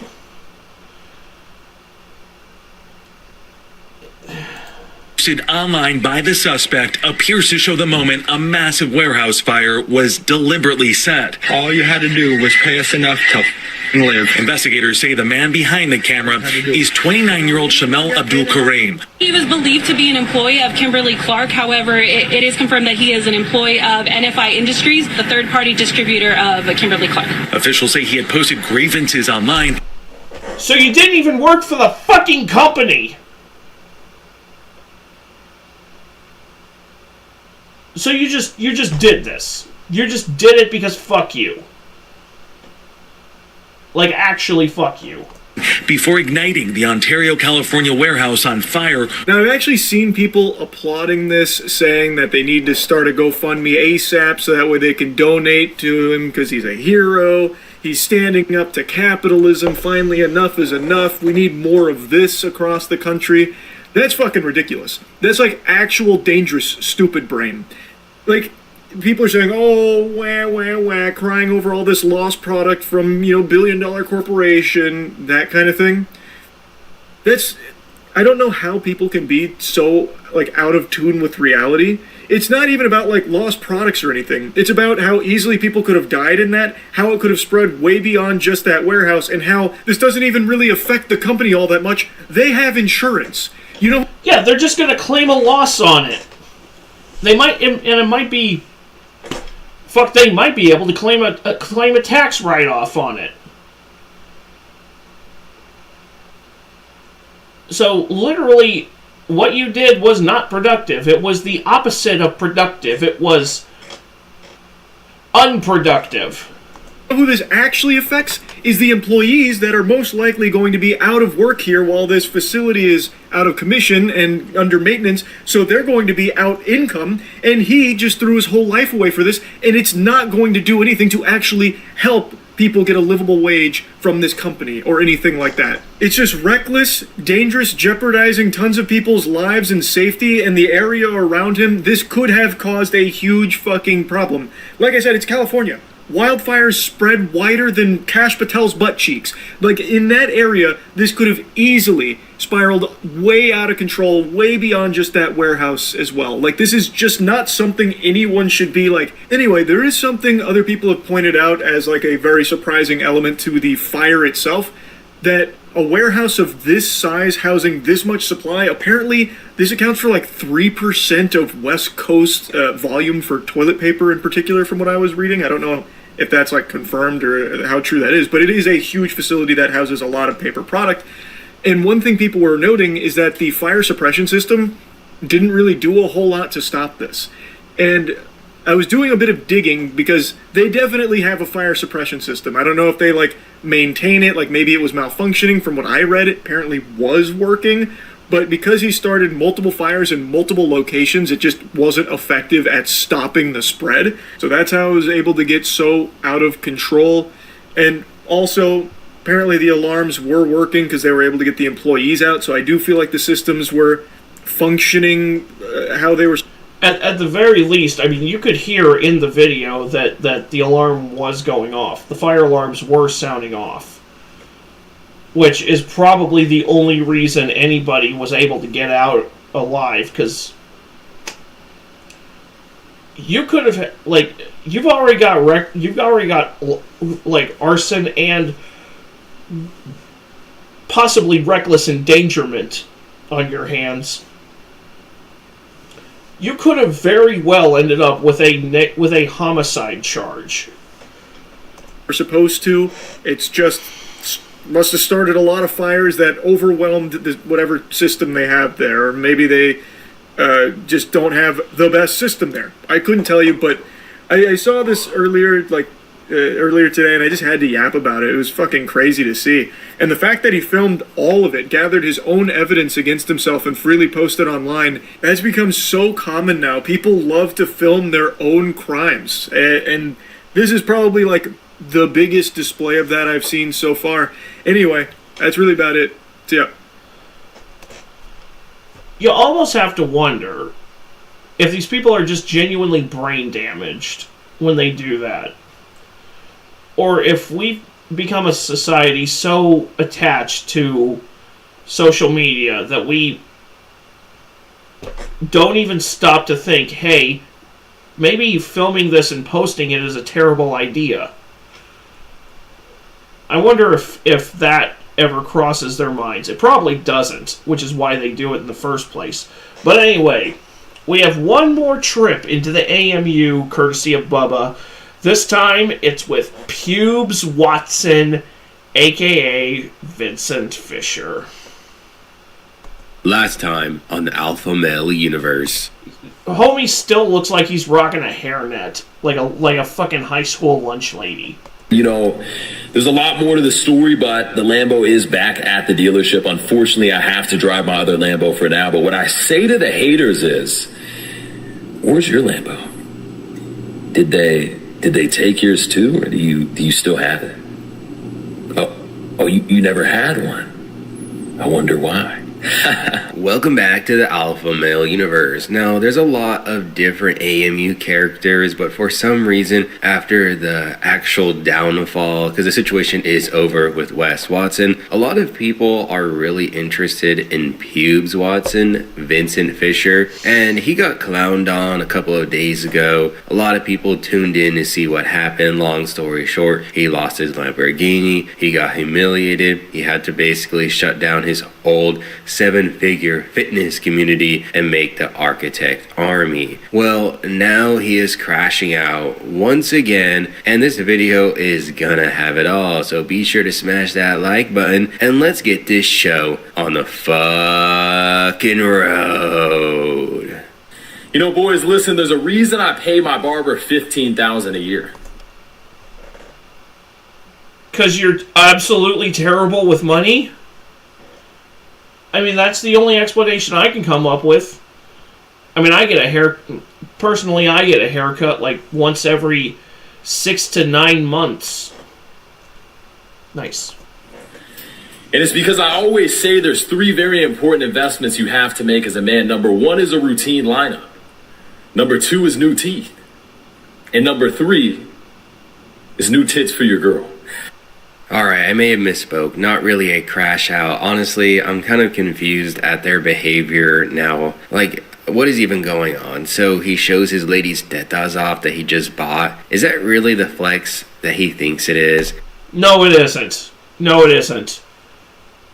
Fake boobs are not a flex. They're actually an eyesore. Like, hot take? I would rather have a woman with small, natural breasts than a woman with fake, huge breasts.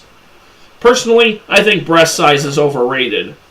I'm more of an ass man myself.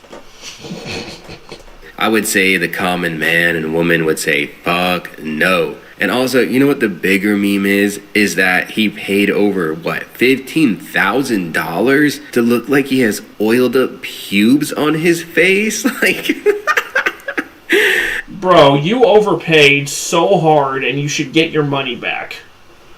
No wonder why people are so interested in roasting this guy. I mean, everything he posts just makes himself more of a swole cow. None of these girls are worth it, bro. I didn't celebrate Valentine's Day, bro. It's just a bunch of BS. You can't celebrate Valentine's Day. Boys, it's a literal fact that 2 out of 3 young men cannot find a partner, but want to. And you may wonder why. It's because they see people like me online buying my girl fucking sparkly pink Uruses, taking private jets, staying at the nicest hotels, and they're like, fuck, I don't want this dude's Walgreen flowers anymore. And there's 2 ways to look at that, right? You could sit and complain like a little bitch. You go, I don't like the guys online that are successful. Or you could get rich. But the only way out is by becoming important, bro. You can't. For fuck's sake.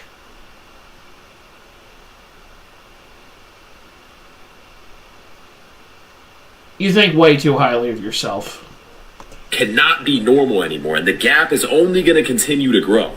I'm just going to keep it real. If there is a woman, and I know he says in his example of a person that doesn't like the Walgreen flowers, if there is a woman, though, who does love and enjoys that you bought her Walgreen flowers, and you don't wife her up, then you're a damn fool. And let me explain. So recently, if you don't watch basketball, people were talking about how Luka, a professional basketball player with hundreds of millions of dollars, you know, Giga Chad, world famous, 6'10" or whatever, even his lady left him, right? Because the material is not gonna keep your lady around. So this is why, like, this message is so dangerous that these alfalfa males like Pubes Watson push out. Because if you're 18 years old, if you're impressionable, you're gonna think, oh yeah, if I'm just more buff, more wealthy, then I can get the BBL baddie. I just gotta drive a faster car. No. And because maybe you dumped the lady that really did find those Walgreen flowers precious, they just found what you did to be so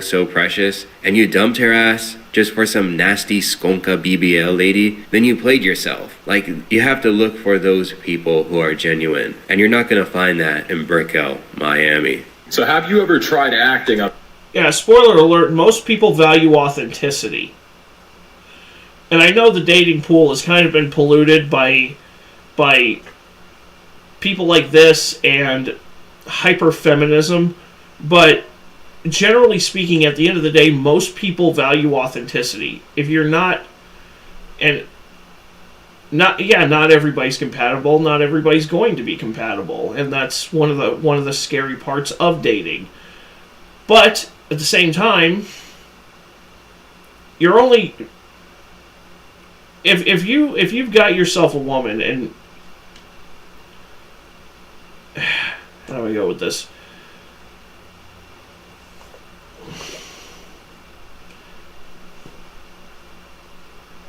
You know, I know I can hardly even talk about this because I'm not someone who's interested in dating or having a relationship at all.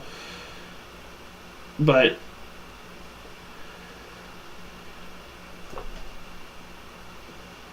people don't like fake fucks. So just don't be a fake fuck. I mean, brother, listen, what if I was an actor? What if I had a completely different persona offline than online? What if I was the... If you were an actor, if you are an actor, you're an extremely shitty actor. Like, not even the Razzies would want to touch you. The most humble, chill dude. No, you're not. You've ever met. And you were like, yo, Vince, and I was like, yo, big dog. And you were like, nice car. And I was like, bro, yours is better. What if that was me? Guys, listen, in life, you have to act. You have to act like you're sleeping before you fall asleep. You have to act like you're bawling. I mean, he is acting like he's a wealthy playboy man about town who can coach people into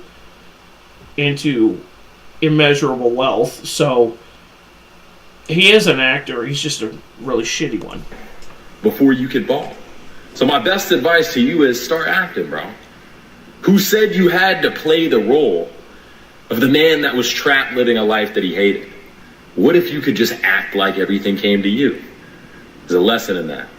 Literally in the intro of this video, just to set the tone, I showed how he was bragging about some Lamborghini that he owns, and even though he got the second one repoed, he was saying, where's your Lamborghini? So that doesn't portray the image of someone who is down to earth, who's rooting for others. But Vincent Fisher's, I guess, deep message in that weird brain rot clip was that just fake it till you make it. Just act like you're rich, act like you're alfalfa.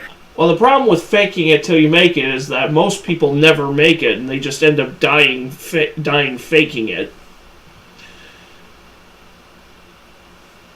Yeah. And all that matters in the world is that someone believes you mistakenly. Amazing advice, amazing wisdom for a guy that has a fucking like Socrates philosopher tattoo on his chest. This guy is dumb as hell. Anyways, I get out of the shower. I decided to warm my balls in the afternoon. Because I fucking can. And I wake up to no boss. And my girl was like, there was this guy that tried to talk to me and I was super mean. I was like, wait, you were mean? Why'd you speak? You don't speak. Dumb, blind, and deaf. When Vincent Fisher isn't around. She's like, Alright, there isn't really much to talk about with the whole ball. Excuse me, why?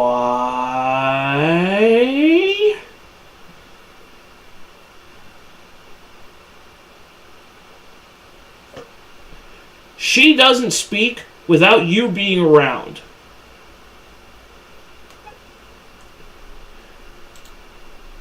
So she doesn't speak until you give her permission to do so. You're serious. Hey, I can be stupid too. Okay.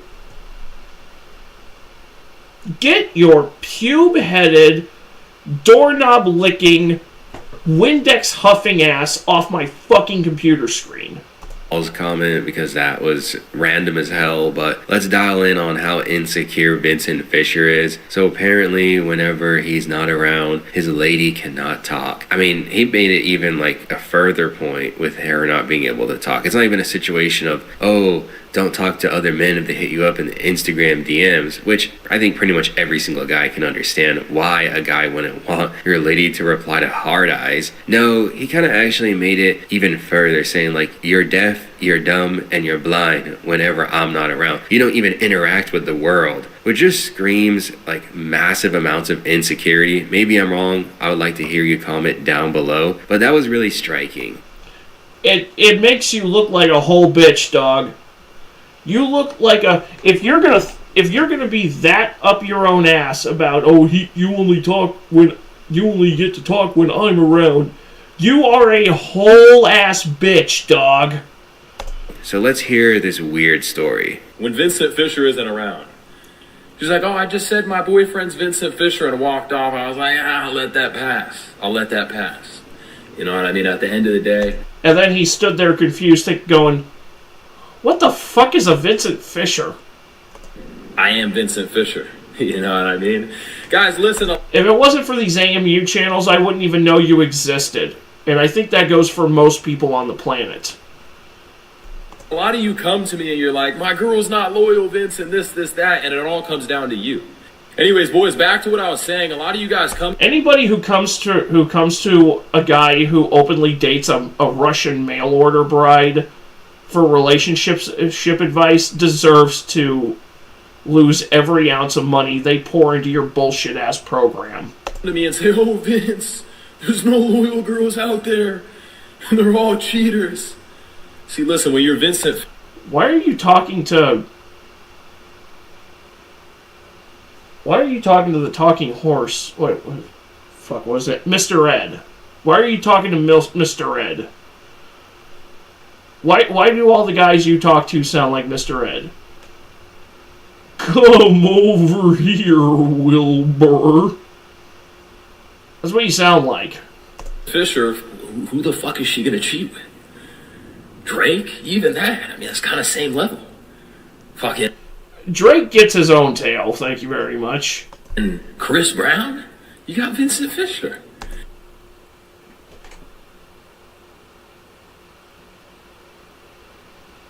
Too easy.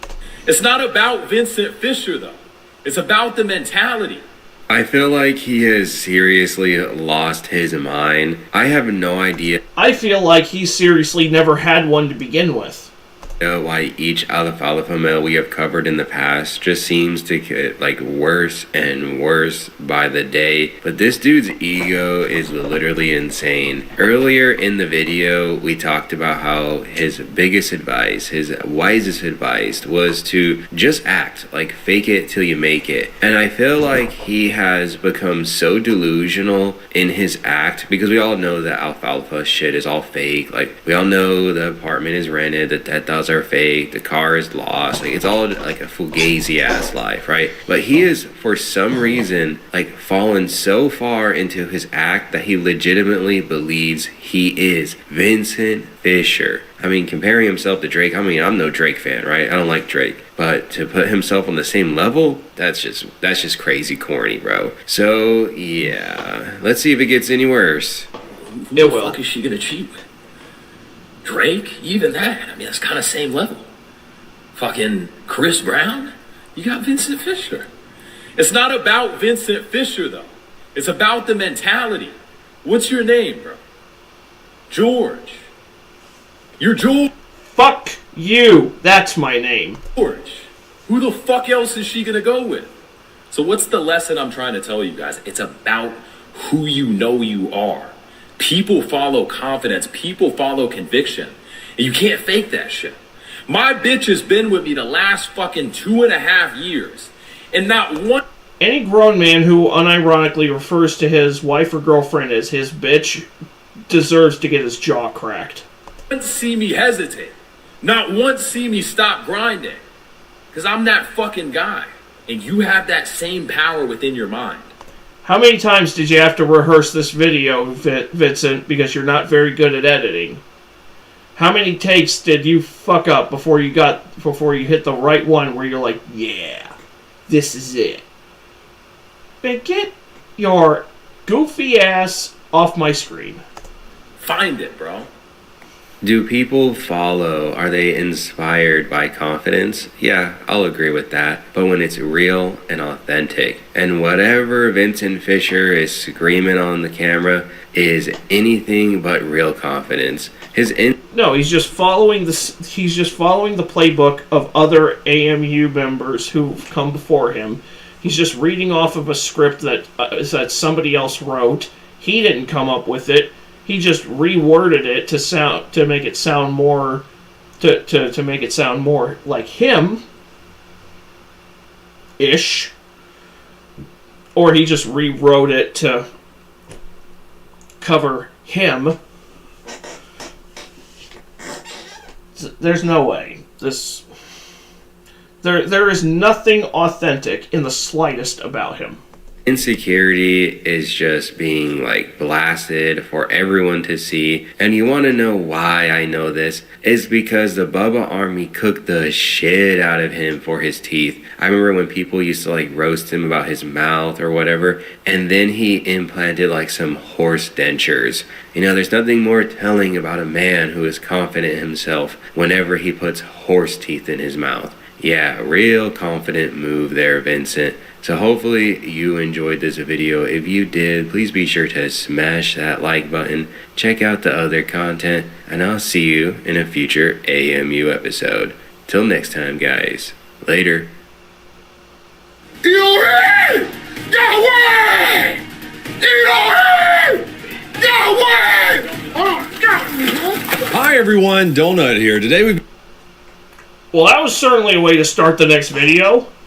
Although, at least on the plus side, at least we won't have to listen to a bunch of rambling retards this time. Got 3 stories that all tie together in one pretty frustrating way. People doing whatever they want and the people responsible either not stopping it or holding anyone accountable after the fact. Do whatever you want. It's whatever. We're going to start in Atlanta, where groups of teens are shutting down entire areas of the city, and for once police are finally holding the terrible parents accountable. Those rascally teens. Then we're heading over to San Francisco, where we have more terrible judges basically letting murderers go. I feel like this is becoming a common theme on my channel. I think DeSantis is about to start holding them accountable, though, in Florida, which is pretty cool. We might talk about that. And then for our main story... Base DeSantis. Where a breathing exercise turns into a shooting. Hang out, but have you ever wanted help getting freaking jacked? Check out a word from our sponsor. This video is sponsored by First Form. Up until recently, I've been buying First Form for years, and I'm super happy to be partnered with them now. The main reason I'm so happy to be working with them now is because they care about the person, you guys, just as much as they do the product. And I'll tell you what, it's some quality stuff. Let's take a field trip. Let's go look at my pantry. We have everything First Form, not because we're both sponsored by them, but because we've been buying their stuff for a long time. Especially snacks, the meat sticks, amazing. 18 grams of protein. This one's barbecue seasoned, is my favorite. The little Power Pro bars, 15 grams of protein in these tiny little guys. That's chocolate brownie, but my favorite is salted peanut butter. One of my new favorite things is their Formula One clear protein. Rainbow sherbet and strawberry limeade are my favorites. And then of course you have your classic protein. Don't pay attention to my dirty pantry. Chocolate milkshake, vanilla cream, maple buttery waffle. My personal favorite, chocolate mint cookie. My creatine's around here somewhere, but I've got magnesium, colostrum, all sorts of stuff, multi-fiber for them guts. The Microfactor Complete Daily Nutrient Packs, that's these little guys, has everything you need all day. Antioxidants, multivitamins, CoQ10, fruits and veggies, probiotic EFAs. You got their bigger protein bars too. This is my favorite, apple pie. It's got 20 grams of protein in it. If I had to start with anything at First Form, it would definitely be the Microfactor vitamins. Let's be honest, you're probably not taking a multivitamin, much less everything that's inside their vitamins. Each Each box of the Microfactor Complete Daily and Nutrient Packs comes with 30. That's a box a month. I promise if you take one every day, you're going to start feeling great. Like I was showing you guys, what I had in my pantry back there was their clear protein. My personal favorite is the strawberry limeade and the rainbow sherbet. I'll mix some of that clear protein with their creatine for a tasty, refreshing post-workout drink. Last but not least, my favorite, their snacks, especially the meat sticks. 18 grams of protein slammed in this tasty little meat stick. I'm going to threaten you guys with my meat stick. Right now, if you go to firstform.com/donut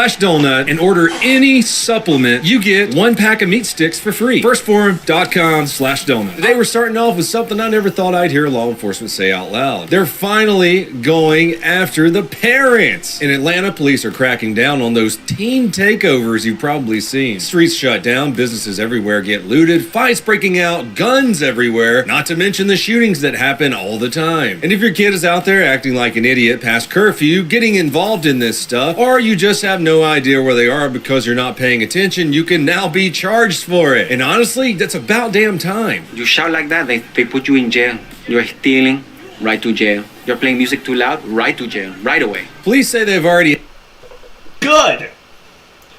I've always felt parents should be held accountable for when their kids commit crimes, because you're the parent. It's your responsibility to instill a sense of right and wrong in your kids.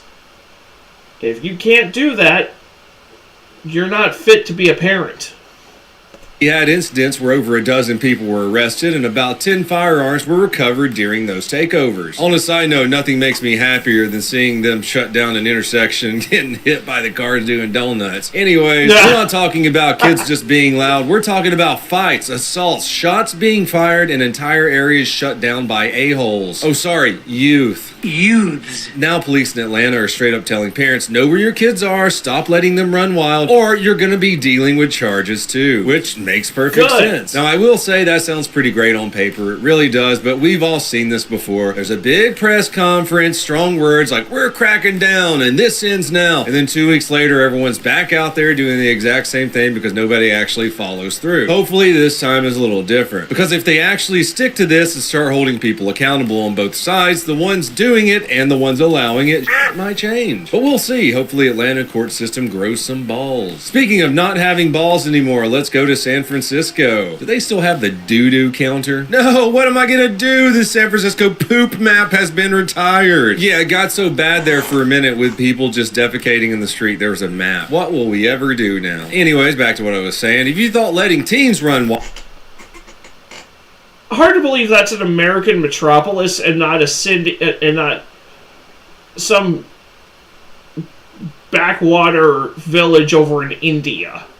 Wild was bad. Wait until you see what happens after someone actually kills someone. That's right, there was an 84-year-old man on a normal walk getting blindsided and killed for absolutely no reason. There wasn't an argument, there wasn't a robbery, there wasn't any build-up, just a full-speed sprint into someone who never had a chance. And the person responsible for that walked free. A judge sentenced him for 8 years, which is already insanely light for killing someone, and then decided to suspend the rest of the sentence. So now he's out on probation. Why? Because of his traumatic childhood. That's where we're at. Apparently in San Francisco, if you had a rough upbringing, you can just sprint into an elderly man, kill him, and the system goes, well, let's not be too hard on you. The judge even said putting him in prison would have a poor impact on him. God forbid anything have a poor impact on a dude that just likes to, I don't know, kill old people. Poor impact on him, not the 84-year-old dude who's dead, or, his family. And look, nobody's saying life is fair. Some people grow up in terrible situations. That's real. But there's got to be a line somewhere.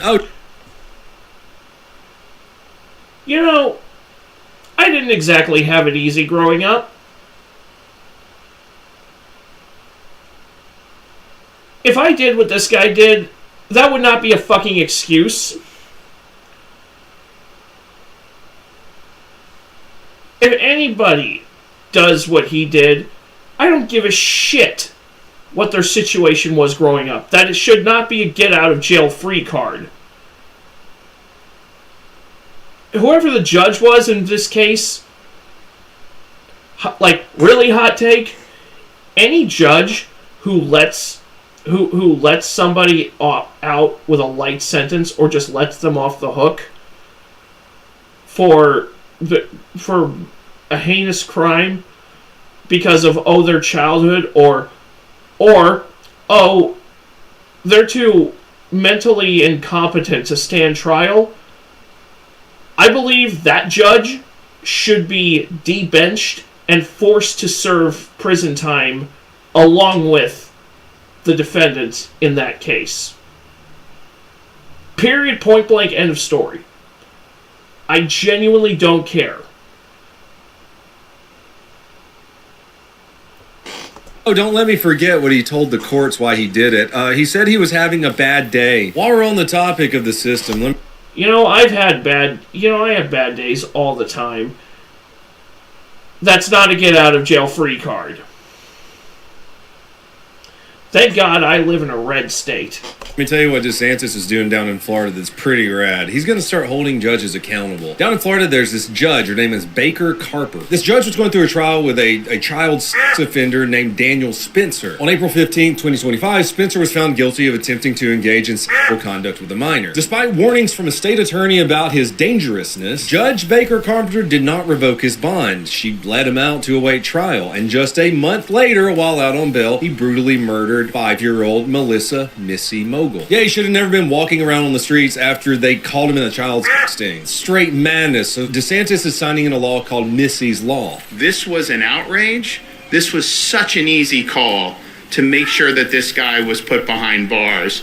And this judge refused to do it, knowing the risks, and the result is obviously been a tragedy. Basically, it's going to prevent what happened to this poor little girl. It's going to hold child predators like this in custody awaiting their sentencing. Hopefully that bill gets completely passed through. I don't know why this POS judge would let this dude out in the first place. That's just the standard these days. Let's talk about our shooting. March 11th, 2026, Rochester, Minnesota, around 9:30 at night. Officers, along with a crisis response team and a social worker, are called out to deal with a man going through a mental health crisis. Right off the bat, the cop isn't rolling up to arrest someone, much less shoot anyone. He just wants to check on this dude and see what's happening. They're literally trying to get a guy help. Okay, I want you to have options here. We're trying to give you as many options as possible. Where does this come in? Okay, Stop. You're going around in a circle. I don't have a medical hold. That's what I'm saying. So at this point, the medical hold is over with. That's what Casey. I got out of the house. I don't have that shit no more. I don't have a medical hold.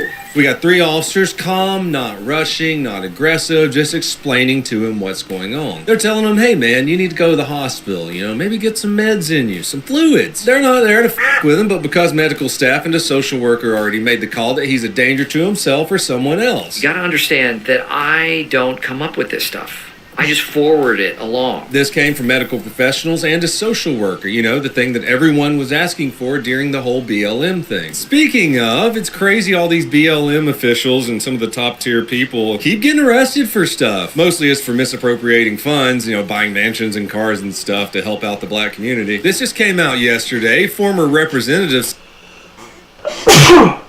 Excuse me, chat. Ooh.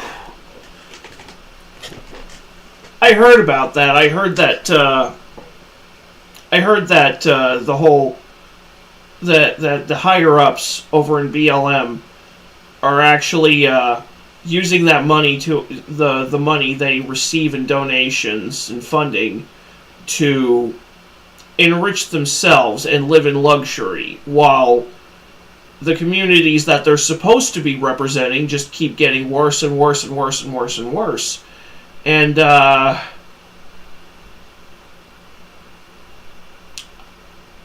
can't even say I'm shocked, because I'm not. Cecil Brockman, who was a huge BLM leader, guy hates police, and he would do all these marches talking about how bad the police are. He's facing life in prison right now for child sex crimes. Crazy.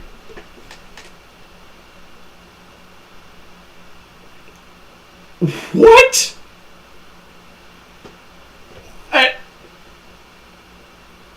What? What?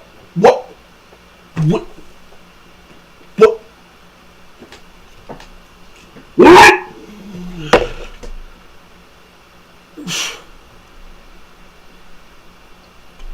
So he's a con man and a piece of shit. Anyways, back to our dude who's kind of having a mental episode. The guy clearly isn't on board with leaving his house and going to the hospital. Dude's not having it. He's telling officers he's straight up not going. So you're right now. No, I'm not. Yes, you are. I'm not at the hospital. We just put you on one. You can't put me on no medical hold at the hospital. I'm not on no medical hold. I'm not on the medical hold, man. I'm not on the medical hold, bro. Okay, come on, let's go. No, I'm let's not. go. Come on, come on. I'm not. If I don't you don't have. go, we're going to make you. I don't have a and reason. We cannot guarantee your safety. I don't. Okay? Come on. I don't have a reason. We're giving you so many opportunities. I don't Please have just. a We're reason. literally begging you to please walk out. I'm so we don't begging have to drag y'all you to out. please get walk out.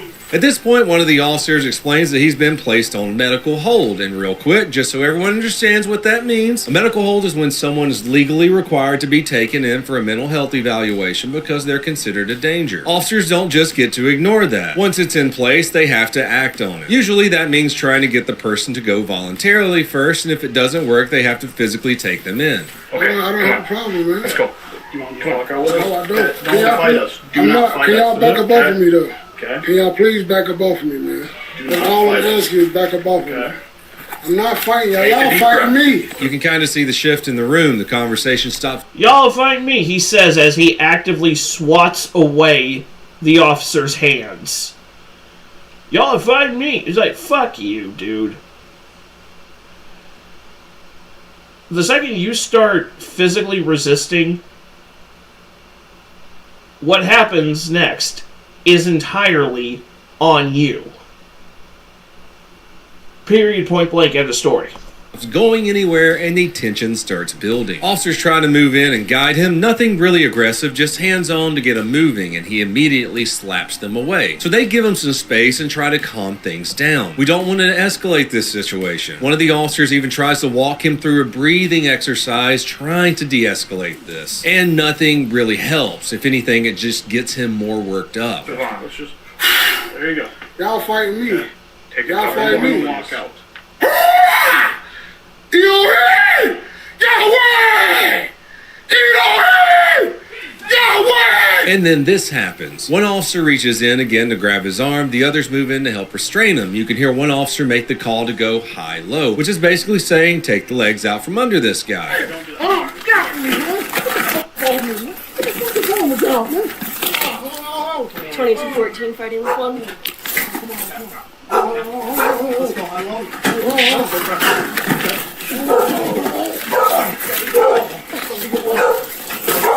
And there are morons who want to replace cops entirely with social workers.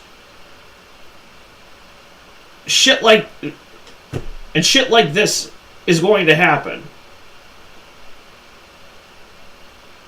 Imagine if there weren't any cops and it was just that female social worker. I assume the... Okay, the woman's probably not the social worker. It's probably one of the dudes. I can't tell. I don't give a shit.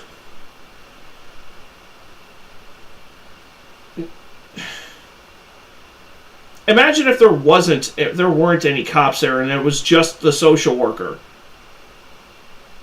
You'd be dealing with a body. But retards want to defund the police.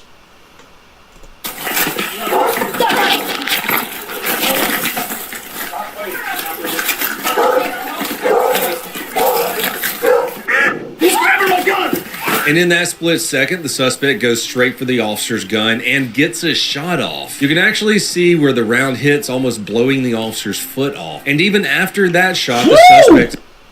Ho! Did y'all see that dust kick up behind his heel? Where the round hits, almost blowing the officer's foot off. And even... Whew! Hold on.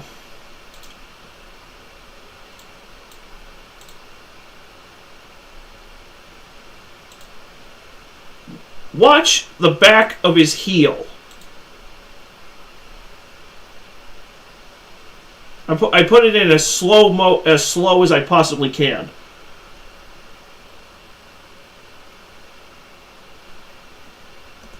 I might have gone too far back.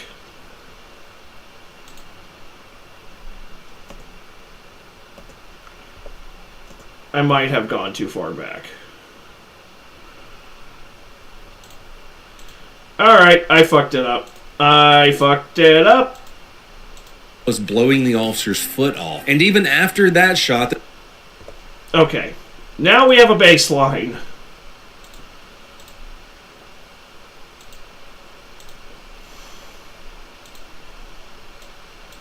Watch his heel. Watch the officer's heel.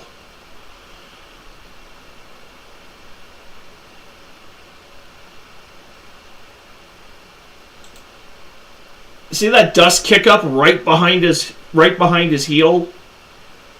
Right where his foot is?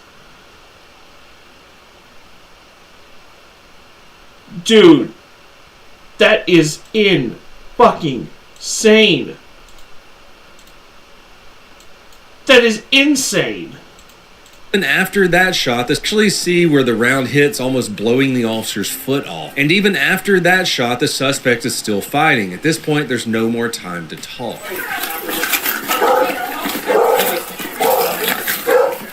He's grabbing my gun!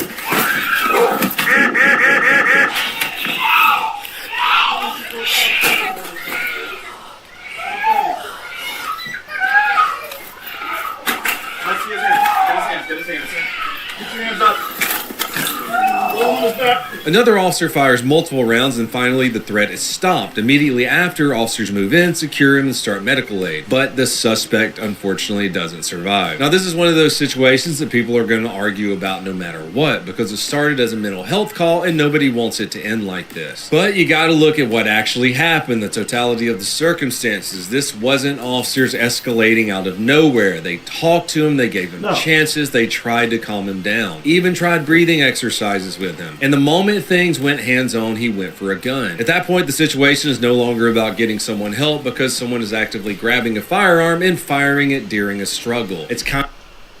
That was the whole concern with this call, that he was a danger to himself and others. And he proved that.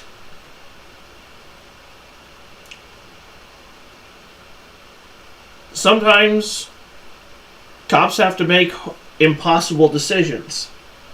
You know, we can sit there and pick apart the what ifs till fucking doomsday, but it doesn't change the split second in the now position that they find themselves in. Kind of the line. You gotta act on that. I hate it that the guy was having a mental episode, but the fact that a gun was thrown into the matter, does that make him less dangerous or more dangerous? Let me know what you think about how they handled this situation below. Could they have done anything different? I am giving away R2FU. That's right, my talent for a bomb robot. Just go check out my merch on Bunker Branding. You'll see a t-shirt with this happy little guy on it. Every $5 you spend on any of my merch will get you an entry to win R2FU. If you want to help support the channel in other ways, please check out my new podcast, Crime is Fun, here on YouTube, Spotify, or Apple Podcasts. Subscribe to Pepperbox.tv to see all my videos uncensored. Or just go to donutoperator.com to see everything I'm working on. Until next time, please have a fantastic day.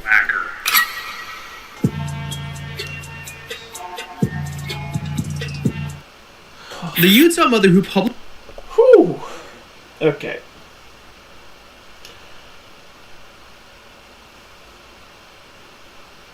It sucks what happens, and I feel for his family, but can't change you can't change it, and there was that concern, is if he's a danger to himself and others. He proved that he was a danger to himself and others. All right, so. How far deep down are we? Ooh. Alrighty. We might have time for a couple more videos, folks. So, let us first jump on this new video from Atozy. It says, book TikToker gets 25 years to life in prison for this. Bro.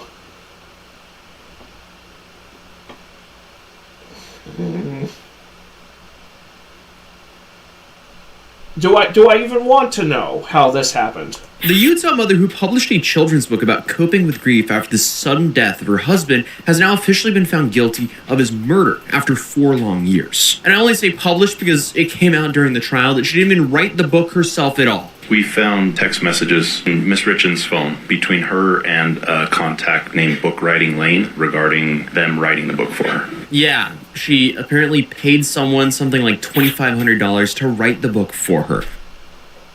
So she paid a ghostwriter, is what she hired. she hired a ghostwriter. Which I guess was in preparation for her big one. I might go out on a limb and say she's probably not gonna get that big book deal anytime soon. Maybe a true crime documentary or something like that, but unfortunately for her, I don't think they're gonna portray her as she wants to be portrayed. But if you've been around my channel for a while, you might remember I actually covered Corey Richins and her horrifying behavior a couple of years ago. I made that video like right after. Oh! This is her? Bro, I remember hearing about this story. This is her?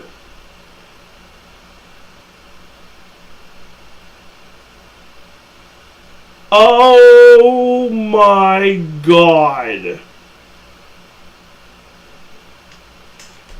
After she was charged with the crime of poisoning her husband after the autopsy revealed his body contained 5 times the legal dosage of... Yeah, you heard me right. Now, at the time of that video, she had been this grieving widow and a single mother for about a year. And she was trying to publicly promote her book about how to deal with loss any way she could by going on TV, going on TikToks, and so on and so on. So my husband passed away unexpectedly last year. So it's March 4th was a 1-year anniversary for us. He was 39. We have 3 little boys, 10, 9, and 6. Hunnigan, I'd like to report a bra moment. Okay, this is not who I was thinking of. I was thinking of that chick who murdered her husband and then wrote a mystery thriller that included details of how her husband was murdered inside the book. So I was thinking of that. I was thinking of that person. So this is a different person. Still monumentally retarded, but still. Looks like a brunette Ruby Frank. You know, my kids and I kind of wrote this book on the different emotions and grieving processes that we've experienced last year. But we now know, of course, she didn't even write the book, especially not with the help of her 3 kids, as she claimed she did. So not only did she take the life... Ironic, because that case was also in Utah. Oof! Her husband, no. She lied about going together with her kids and writing a book together about their grieving and how to cope with grieving. I mean, this is just so many layers of being a monster.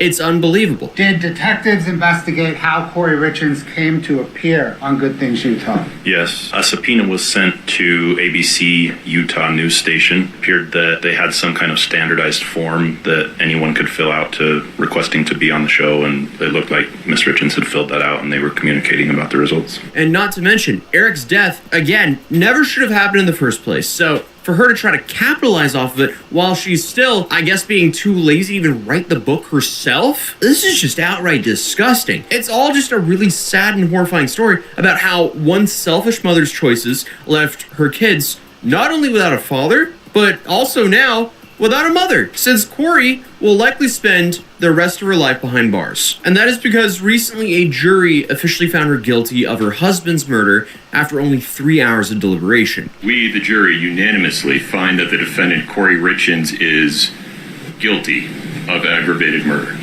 And not only that, she was... Nowadays, you probably could have saved the $2,500 and just had ChatGPT. Just use ChatGPT to help you write it. Also found guilty of a couple other charges, including insurance fraud and forgery, and is now looking at life in prison with a minimum of 25 years. So the entire multi-day trial was live streamed, which actually makes it pretty easy to cover, but she might have chosen to not take the stand to avoid, I don't know, a brutal cross-examination, but regardless, it didn't matter. And at different points during the trial, the court heard about how Corey racked up millions of dollars in debt, had taken out life insurance policies on her husband, and was even having an affair. So I guess that kind of covers the motives, or at least the possible motives. She might have actually been going for the title, the worst wife ever. But family members, ex-friends, attorneys, co-workers, even her ex-lover took the stand and testified against Corey, recounting everything from her cold and uncaring demeanor in the wake of his death to the time that she apparently mentioned how her life would be so much easier if Eric was dead. And she said that in many ways it would be better if he were dead. Oh, but I'm getting a little bit ahead of myself because obviously the ghostwriter and debt, I mean, that's crazy, but The Lion, the Witch, and the audacity of this bitch. But they're also far from the most damning evidence that came out of this trial. There were also bombshell revelations that Eric had apparently spent years privately meeting with divorce attorneys and estate planning lawyers. And this was apparently privately, as in his wife, Corey, didn't know. Eric did not want me to have any contact with him via Weaponized cringe. You know what? That's a good title for a live stream sometime. phone or email directly. He wanted everything to go through a third party, his brother-in-law. So the meetings were planned through his siblings and in-laws, but never Eric directly. And even told one of the attorneys to refrain from emailing him, allegedly to avoid the possibility of Corey coming across the correspondence while snooping. Because he was worried that Corey would be reading his emails. He wanted to leave everything to his kids if possible. So, I mean, clearly, that doesn't scream like a healthy marriage between a husband and wife, but to be fair, Eric had already had his trust broken because he found out that Corey borrowed a $250,000 home equity line of credit on Mr. Richens' house in Summit County, Utah. What the? I mean, hey, if you are stealing like that from your husband or wife, clearly the relationship is kind of over. But what makes it so much worse is he didn't find out about it until a year later when he stumbled across some information during a bank visit. A handwriting expert from the prosecution said there was also a strong probability that Miss Richens had forged her husband's signature to obtain that credit line. Again, bitch!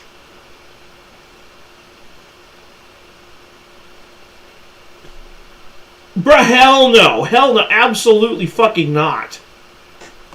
She is really speedrunning, being the worst wife ever. So at least that explains the fraud and forgery charges. And all being said, it's safe to say that Eric would want to, protect his assets and prevent this from happening again. So, him getting in contact with divorce attorneys and estate planners, that checks out and makes sense. But Eric was even considering how assets would be split amongst his children and other family members in the event of his death. And I mean, even though it's important to plan for your kids' future, no matter how young they are, it's pretty unusual for a guy Eric's age to be secretly moving things around behind his wife's back and preparing for his death the way he was. Almost like he kind of had like a inkling that Corey was up to something not good, which is insanely eerie in itself. Those people going through divorce and his gut was telling him that she might try something drastic, and he didn't want to leave his kids hanging.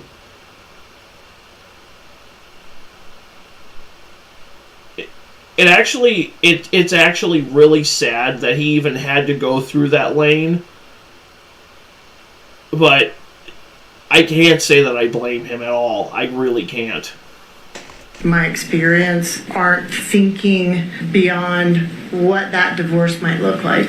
They're not thinking about death or estate planning and so forth. And he might have actually been onto her because he made this very eerie remark that he thought his wife Corey might have tried to poison him after he suddenly became extremely ill on Valentine's Day. He said that he thought that Corey had tried to poison him, but it was more of a funny story. It was like an allergic reaction is what we had thought it was. So Eric jokingly, I want to accurately... Yes, we were laughing at the story. Yes, and we all teased Corey for trying to kill him or poison him or whatever he thought it was.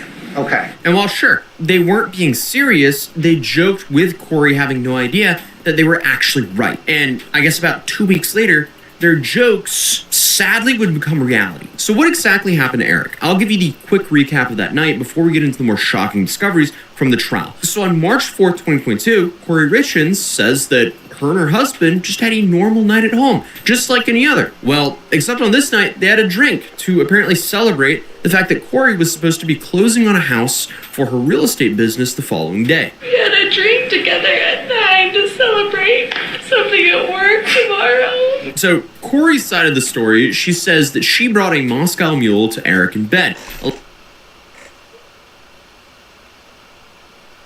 She said that almost too perfectly. Almost like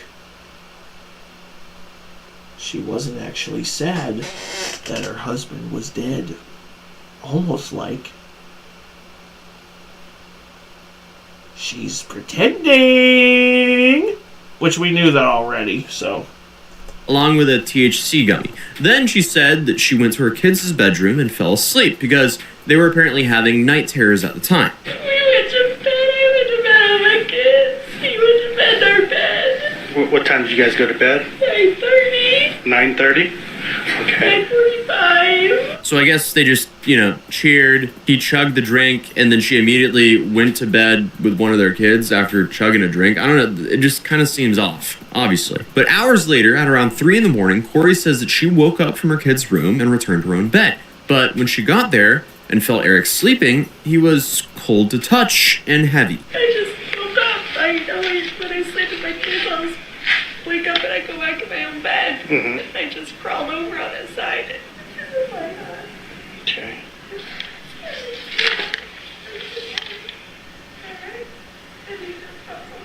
So she then says that she called 911 and first responders arrived at the scene, capturing the rest of the horrifying ordeal on their body cams. And obviously, everyone reacts in traumatic situations like this very differently, and you can't only judge someone based on how they act when they're in shock. But, now she's been convicted, so we don't actually have to give her the benefit of the doubt anymore. So with that being said, Corey shifts from hysterical tears to being able to recall various facts fairly easily and waiting calmly to answer more questions. So a lot of people on the internet were saying that she was faking her tears and trying to avoid police noticing based on the way that she kept, covering her face as time goes on. So naturally, she was claiming she had no idea what could cause this. The THC gummy, the allergy shots, two things that absolutely do not cause this.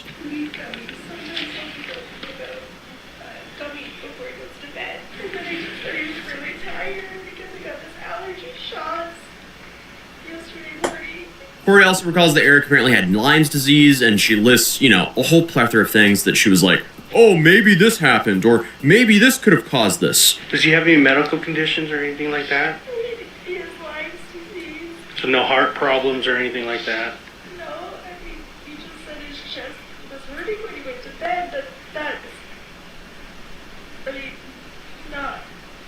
He doesn't drink enough water, when he gets on the bike downstairs. I don't know, it didn't. So I guess her thought process behind the various things that could have ended his life was confusing to say the least, but her story conveniently places her outside of the bedroom when Eric passed away, allowing her to, feign ignorance and toss out a bunch of false leads. But I guess another one was that he had a history of abusing pain medication back in high school. Any history of prescription abuse? When he was in high school and stuff, yeah. Okay.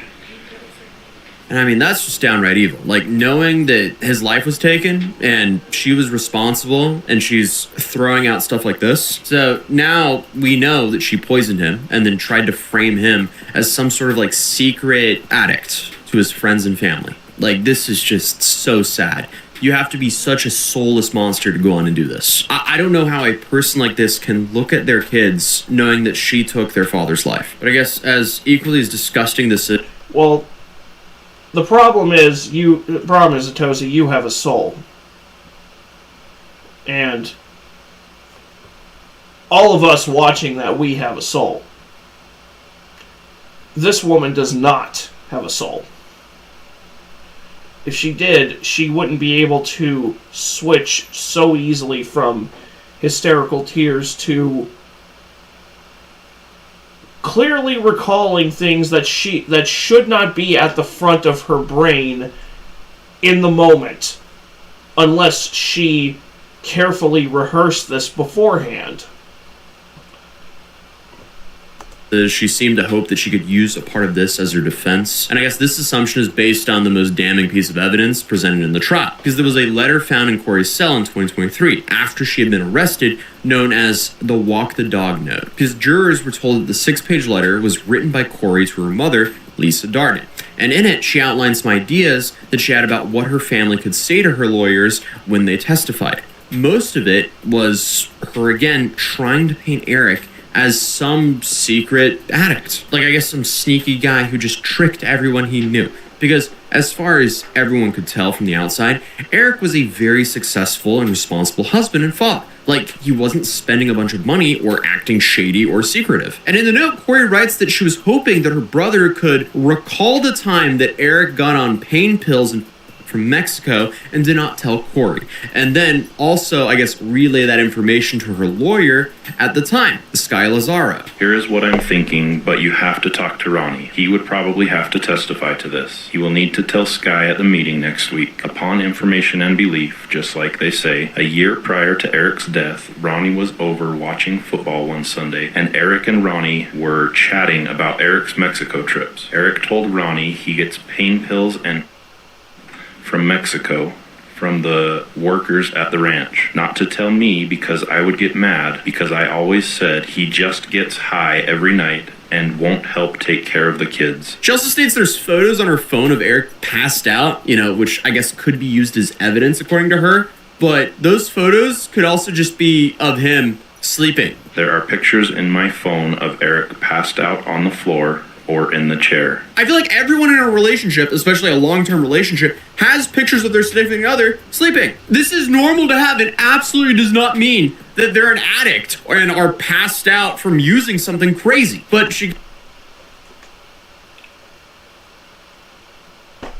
This is fucking diabolical. And the lengths that she went to try to throw the cops off of her trail. Bitch, no wonder you were found guilty. It continues on. Ronnie never told me about this conversation. Eric finally told me and asked if Carmen could get him some. Carmen being Eric and Corey's housekeeper who testified during the trial that she actually sold Corey on multiple occasions leading up to Eric's passing. Did Corey Richens ever ask you to purchase for her illicit drugs? Yes. How many times? 4. Did you purchase illicit drugs for her? Yes. How many times? 4. And Carmen says that Corey reached out asking if she could help her get some pain medication for, I don't know, an investor apparently? Like, what? She had reached out and asked if I could do her a favor, and I said, yeah, probably, what is it? And then she had called me and asked me if I could reach out to somebody for some pain meds for an investor that she knew, and I told her I could see what I could do. What a fascinating thing to get for an investor. And she also said after the first or 2 transactions, Corey reached out to Carmen again, asking for the Michael Jackson stuff. Excuse me, what? So, was she looking for something to, end someone's life? I don't know. There's a whole bunch of ways to interpret that. What you do tell them is not that Corey didn't ask for, she asked for the Michael Jackson drug. Yes. You tell them that. Mm-hmm. I actually don't know how to interpret that, but the substance that apparently took Michael Jackson's life wasn't even... So, interesting comment regardless. But the date of this insane... No, but he was loaded on so many sedatives that just were not putting him under, that eventually I think what happened is eventually all that shit just converged into his system and just nature took over, which is sad. It is really sad to think about. People speculate as to whether or not Michael Jackson was murdered, and he very well could have been.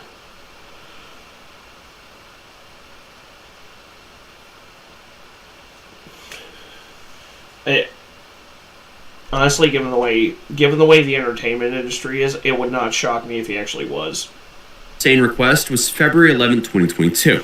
And this is apparently just days before he was sick on Valentine's Day and joked about being poisoned. And then she made another request, and that came on February 26th. Again, just days before his passing. I mean, seriously, there was just so much evidence stacked against Corey from the start here. I don't even know what she thought was gonna happen here. Not to mention, she seems pretty emotionless the whole time, aside from a few eyebrow raises at witness testimonies. Like, I feel like she essentially knew that she got caught, but I guess she thought she'd just go down with a sinking ship and maybe pray for some forgiveness from a jury member. I don't know. Regardless, that didn't go too well for her. And on top of everything else we covered, there was apparently evidence of her planning a life with another man at the time she took the life of Eric. And this new dude was apparently named Josh Grossman. And I guess this dude thought she was getting a divorce. So Josh, who is, for obvious reasons, no longer dating Corey, he testified against her in court and claimed he had no... I don't fucking blame him. I wouldn't want to date her either. It's like, for all he knows, she could easily just poison him at the precise moment she gets bored with his shit. No knowledge of her plan to, murder her husband. And she also did confide with him about wishing he or Eric could just go away. But Josh says at the time, he didn't think that she meant she was going to take his life. And honestly, I don't think anyone would. Like, this is such a bizarre case. I feel like any normal human being would just assume, yeah, she's divorcing him. So, she could actually go on and live a life with this guy and not be behind bars for the rest of her life. But unfortunately for the story, most of the horrible assumptions are true. Luckily though, Eric's family is getting justice as Corey was found guilty on multiple charges, the most important one being the murder of her husband. Count 1, aggravated murder. We, the jury, unanimously find that the defendant, Corey Richins, is guilty of aggravated murder. And her fake shocked face and just delayed head bow when they read the guilty verdict, that's just insane. We, the jury, unanimously agree that the prosecution has proved the following circumstance or circumstances regarding count 1 beyond a reasonable doubt. The homicide was committed for pecuniary gain, and the homicide was committed by means of the administration of any substance administered in a lethal amount, dosage, or quantity. And like I mentioned, she was also charged with attempted aggravated murder, forgery, and insurance fraud. Because I guess she was just hungry for the insurance benefits as well. But as of right now, her sentencing is May 13th, which apparently would have been Eric's 44th birthday. This whole story is just tragic, especially for the kids. They lost both of their parents because of their mother's selfish actions. Because currently, she's facing life in prison with a minimum sentence of 25 years. But that's it for today's video. I'll see you guys in the next one. Peace. Holy shit. So, I got nothing else to say about that one. That was just absolutely, I have no sympathy for her. She did it to herself. She did it for purely selfish reasons, and she's going away for a while, and she deserves it. So, with that out of the way, let's jump into a nice little palate cleanser. I think we all need a palate cleanser after that absolute what the fuckery. So, let's jump into a new one from Fail Army. This one is called Idiots on Wheels. And I've lowered the volume just so we can just bang through these.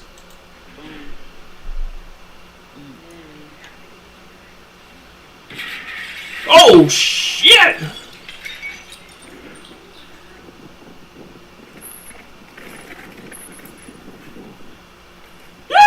Yahoo! Nice.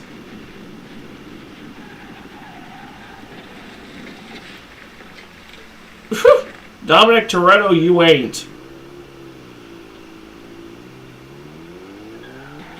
Oh, shit! Somebody didn't see the red light, I guess. Oh my lord. How? At least you got it out. Oh no. Oh no. Oh no.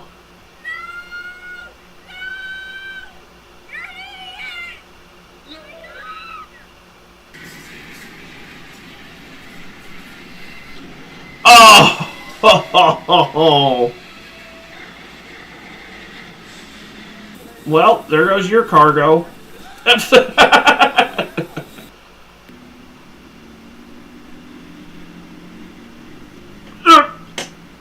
Bro. What, you thought you could squeeze through? What the shit? Well, you just caught a felony.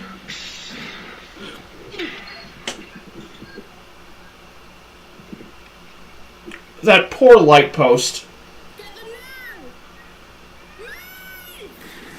Oh, shit.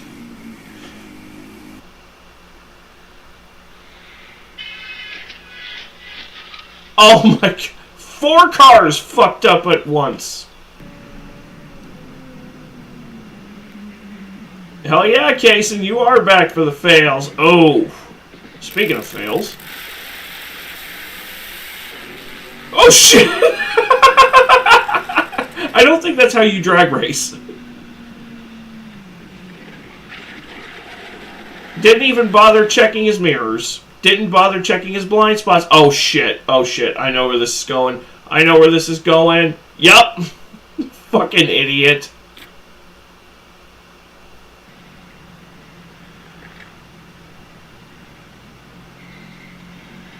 Bro.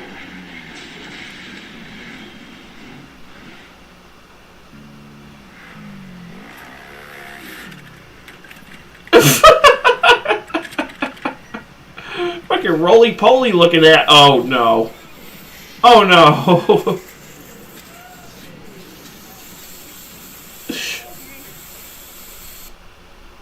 Simpsons hit-and-run movie filming today.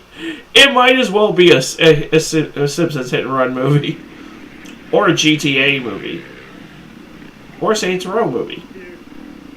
Ah!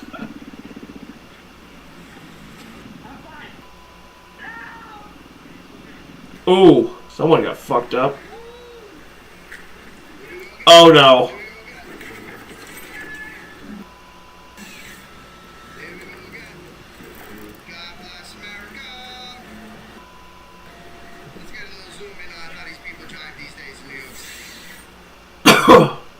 Yeah, you gotta give those trucks a wide berth.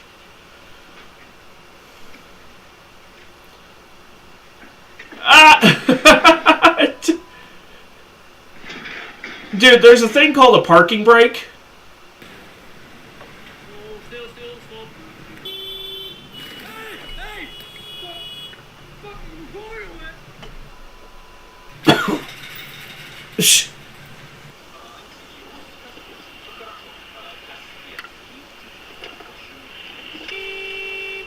Fucking idiot. Why do I feel like alcohol was involved in that one? Oh no, not the moped. Not the moped!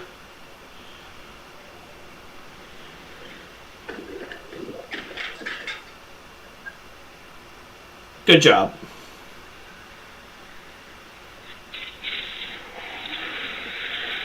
Woo! Shit!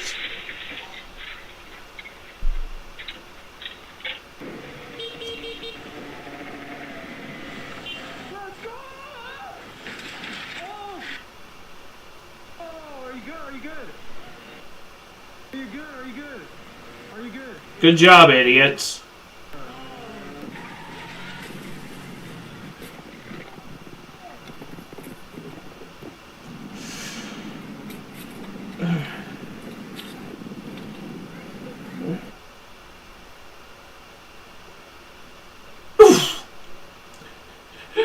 Yelled goddamn so loud your dog pissed on the floor.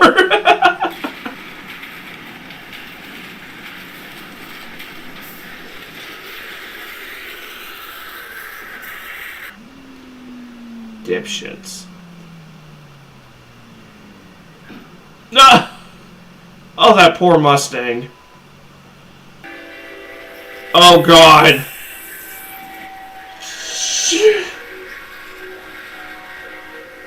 It's like, you're like, this is your fault. Yeah, I mean...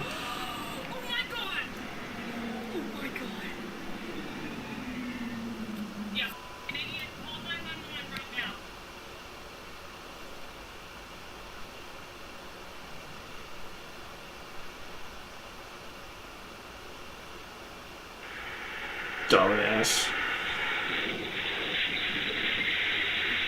What the shit? Oh my God.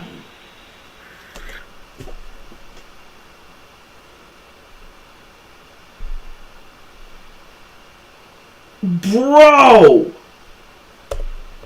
He fucking cleared the house.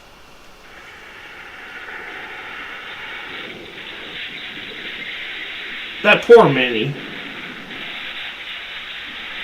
If it's a Mini, it probably was like a hybrid or something. Jesus! That poor house. Good job, retard.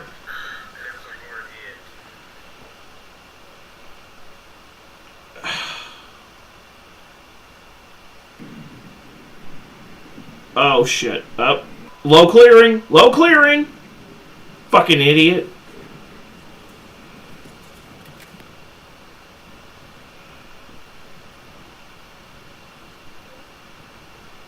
You're gonna try to overtake a car on the shoulder of the... Yeah, that's what fucking happens. Oh, icy road. Icy road.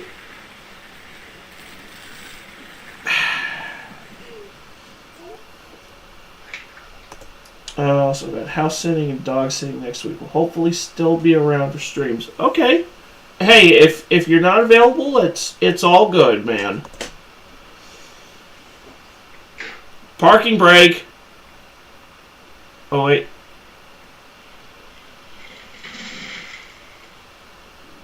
Oh, that poor car. Fucking moron.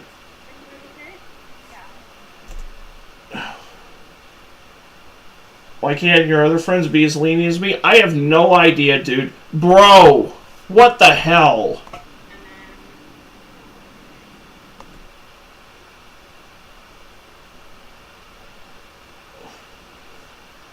One of three you are. Probably because I understand what's going on upstairs. Because I have the same thing. Just didn't bother looking both ways. You fucking asked for this.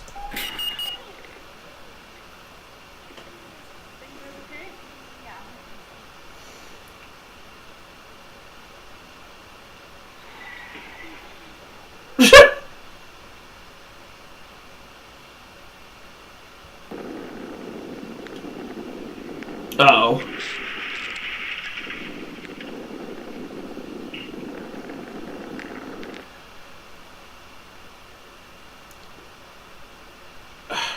Dude! Low clearing! You fucking idiot!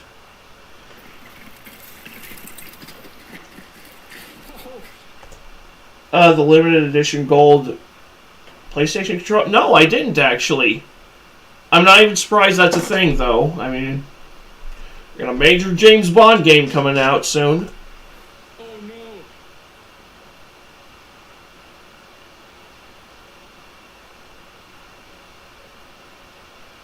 I should just stop dead in the middle of the road with a...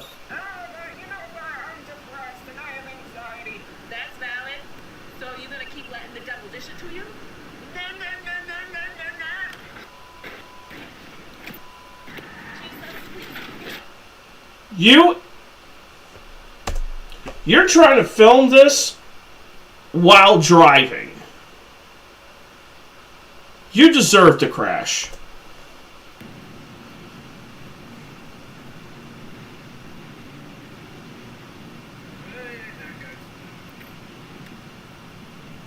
Oh.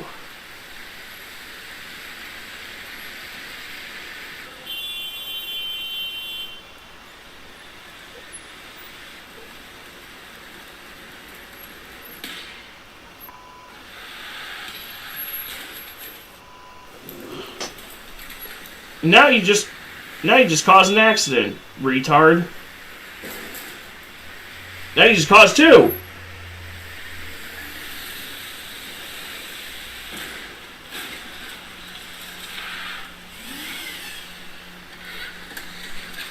Why do I feel like there's alcohol involved with this situation?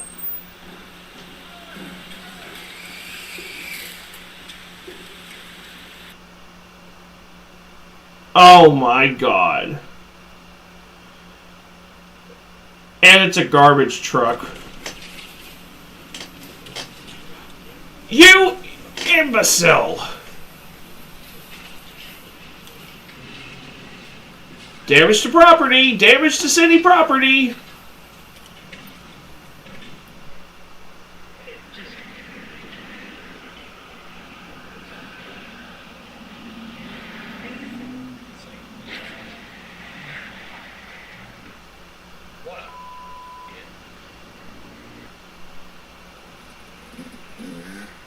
You couldn't wait until traffic was cleared? Should Should we only go straight to Requiem or do a classic Resident Evil first? I mean, that's entirely your call, frankly. I mean, you could do Requiem, since, I mean, it is... I mean, yeah, it's over a month old, but, I mean, the timing is still fresh in people's heads. Want to do all the main story Destiny missions at some point, too. And I'm still trying to figure out what the hell game I'm going to play next. Woo!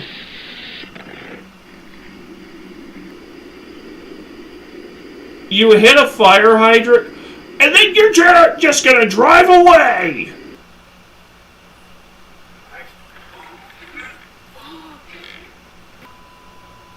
Fucking... locked in at 30, but still looks good for a 12-year-old game. I'll take your word for it.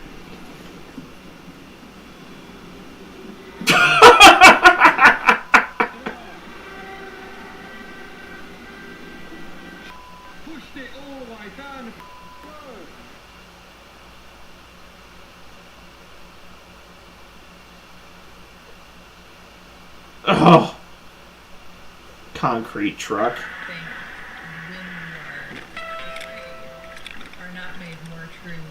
Are you shitting me?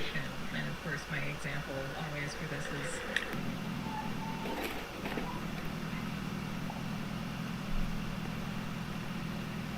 oh, he got bumper tapped by a...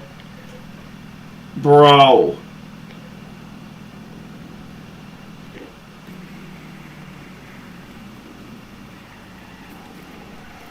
Oh, God. Oh.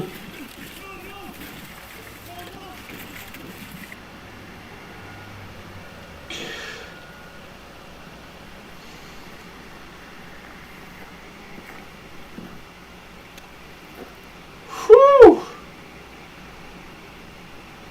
That could have gone a lot worse.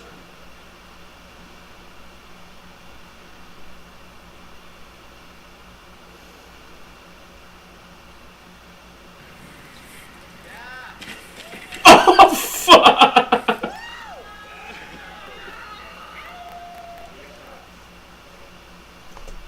Let's see. Destiny 1 is better than 2. Destiny only got 3 years of support, and 2 is going on almost 10 years of support.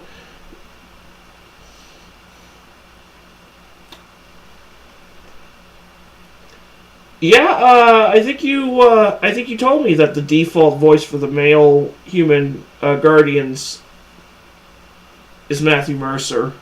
I think you did tell me that a little while ago. You idiot! You clearly saw it shutting. You thought you could beat it?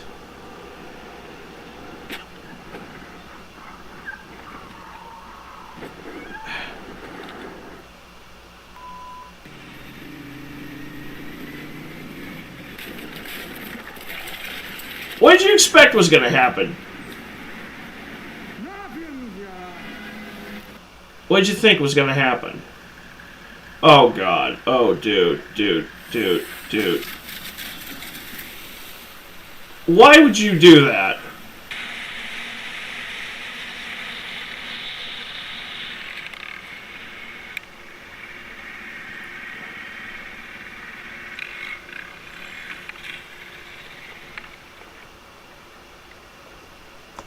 You ever notice, I'm making that one scene from Jurassic Park on a budget. You ever notice that a lot of motorcycle footage is somebody, one of the riders very clearly seeing something up ahead and then just not course correcting and just blatantly crashing into it, just committing to the crash?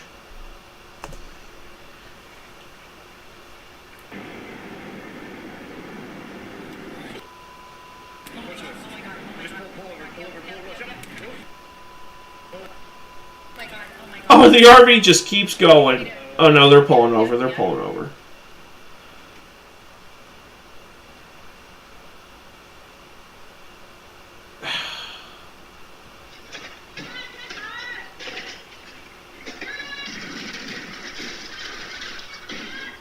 Wow, what an asshole.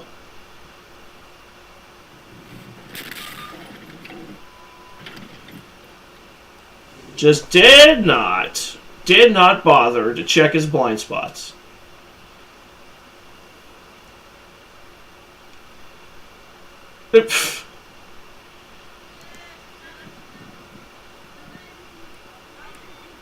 Oh no.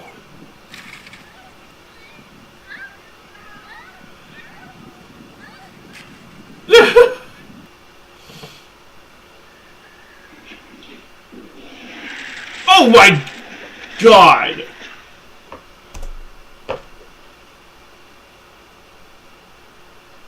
That could have actually turned fatal.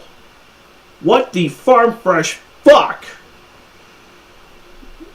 We need to discuss GXK New Empire at some point. Maybe save it. When Supernova drops, you can do a double feature. Hey, that's not a bad idea, actually. That man was just inches away from death.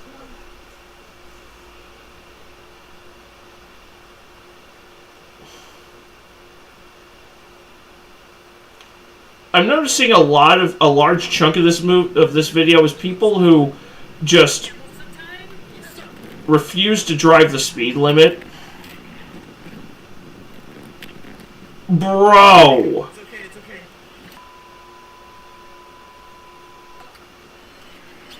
Look at that. Oh, gnarly, dude. Oh my God. This is... Why would you try to park it in that tight of a space anyway? Oh, dude. Stop it, truck. I can't hear. Oh my God.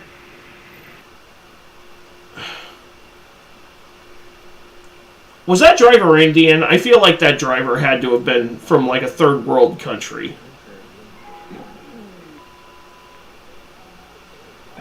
Oh, just let me cut across, everybody. Fuck you. Oh, jeez. It's idiots who don't know how to drive and idiots who don't understand what the reason the speed limit... Who think their car can handle driving at a high rate of speed when it can't. But they've never driven at a high rate of speed, so they don't know how to control their car. I wouldn't be the least bit shocked if more than a few of these people are heavily intoxicated. And it's a hit and run. It's a hit and run. Good job, retard.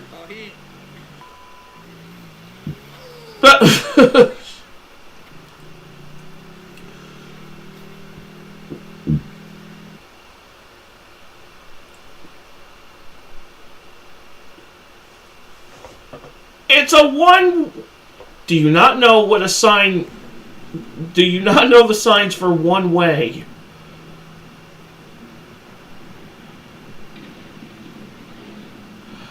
I was watching that truck because I knew something like that was about to happen.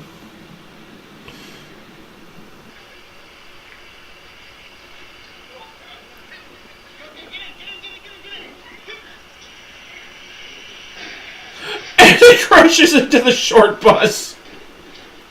If that is not a perfect metaphor for the caliber of driver that forgets to apply his parking brake, I don't know what is.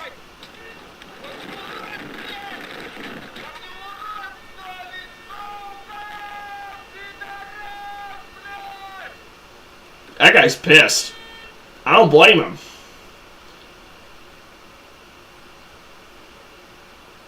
Yeah, that's what you get. That's what you get for cutting people off. Oh no.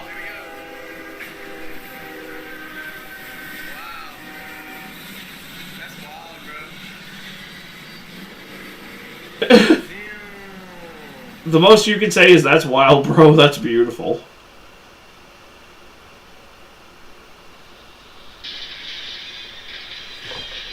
Homie thought he was in an action movie.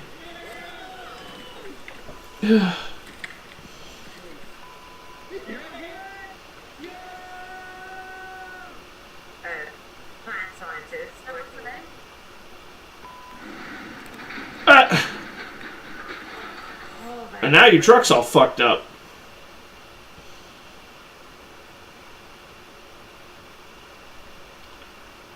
What the hell just hit the windshield?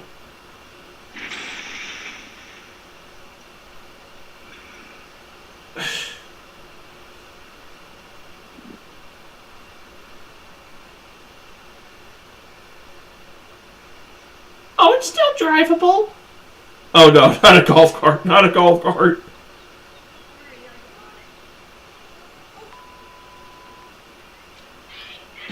Yep, it was either going to go into that one of the cars or it was going to go into a tree.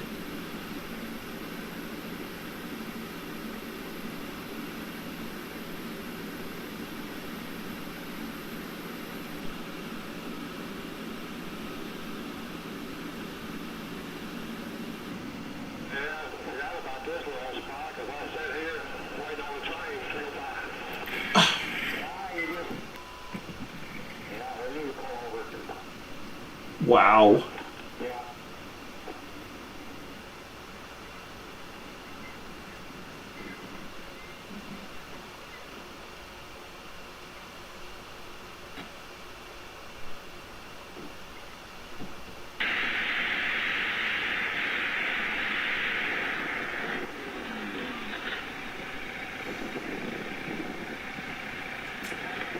Nice work.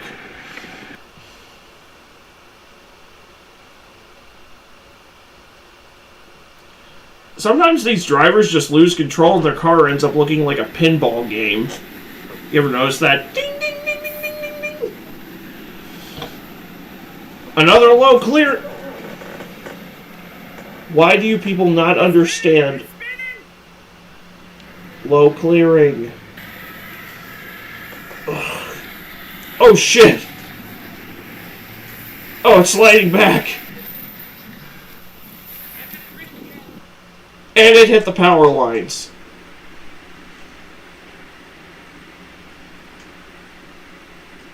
Oh, this is India. That checks out. Or it's... either that or I'm just an asshole. Like this guy. I mean, I am an asshole.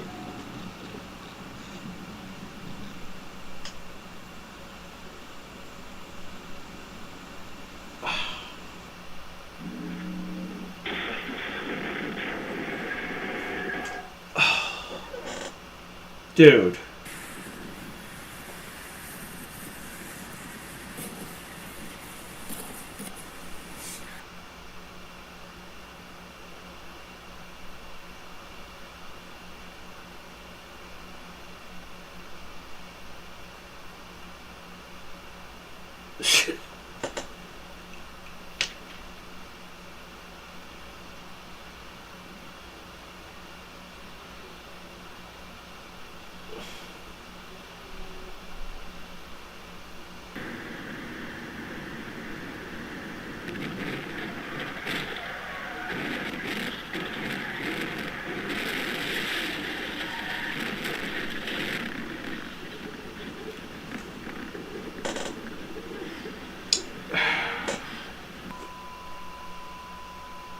Idiots. Idiots everywhere as far as the eye can see.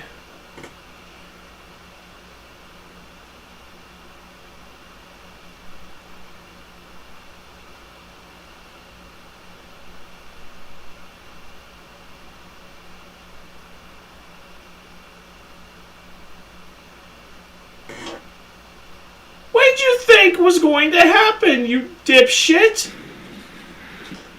That's what the parking brake is for!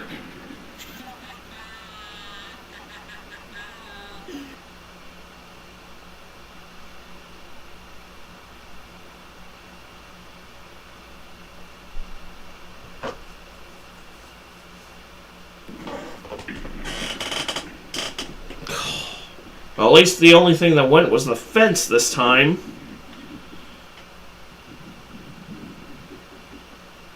Oh, and just drive away.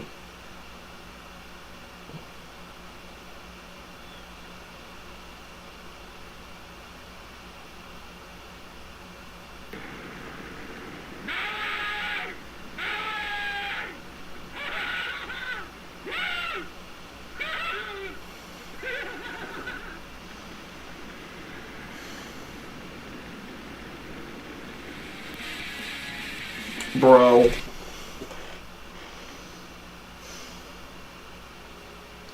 There's an overabundance of people driving around who have no business driving around ever. Alright, Kason, let me see what you sent me.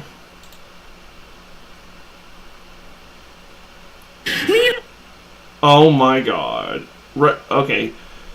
This one is called Resident Evil Requiem Grace Spray Bottle. So, this is a mod that I think you mentioned. You mentioned this earlier. Don't embarrass yourself, Mr. Kennedy. You can't beat me.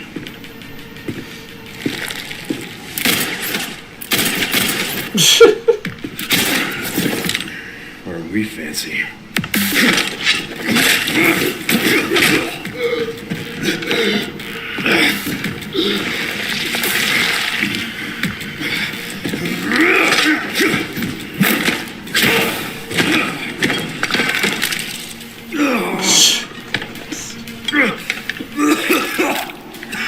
Resident Evil Windex Edition.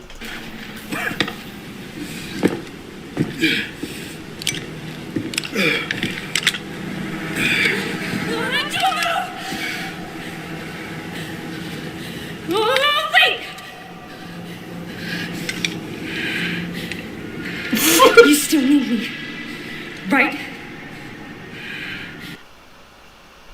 You know he's going to be coughing for hours after that. Oh. Honestly, when isn't Leon coughing or getting strangled for no reason? Honestly, that was a nice note to end on, Kason, because I am starting to feel it, and I gotta go wind down for about an hour before I go to bed. But I appreciate you sending me that. That was a fun one. That was an entertaining little one. Hopefully see you tomorrow night. Oh, hell yeah. Hell yeah. Definitely. I'll definitely be up for tomorrow night.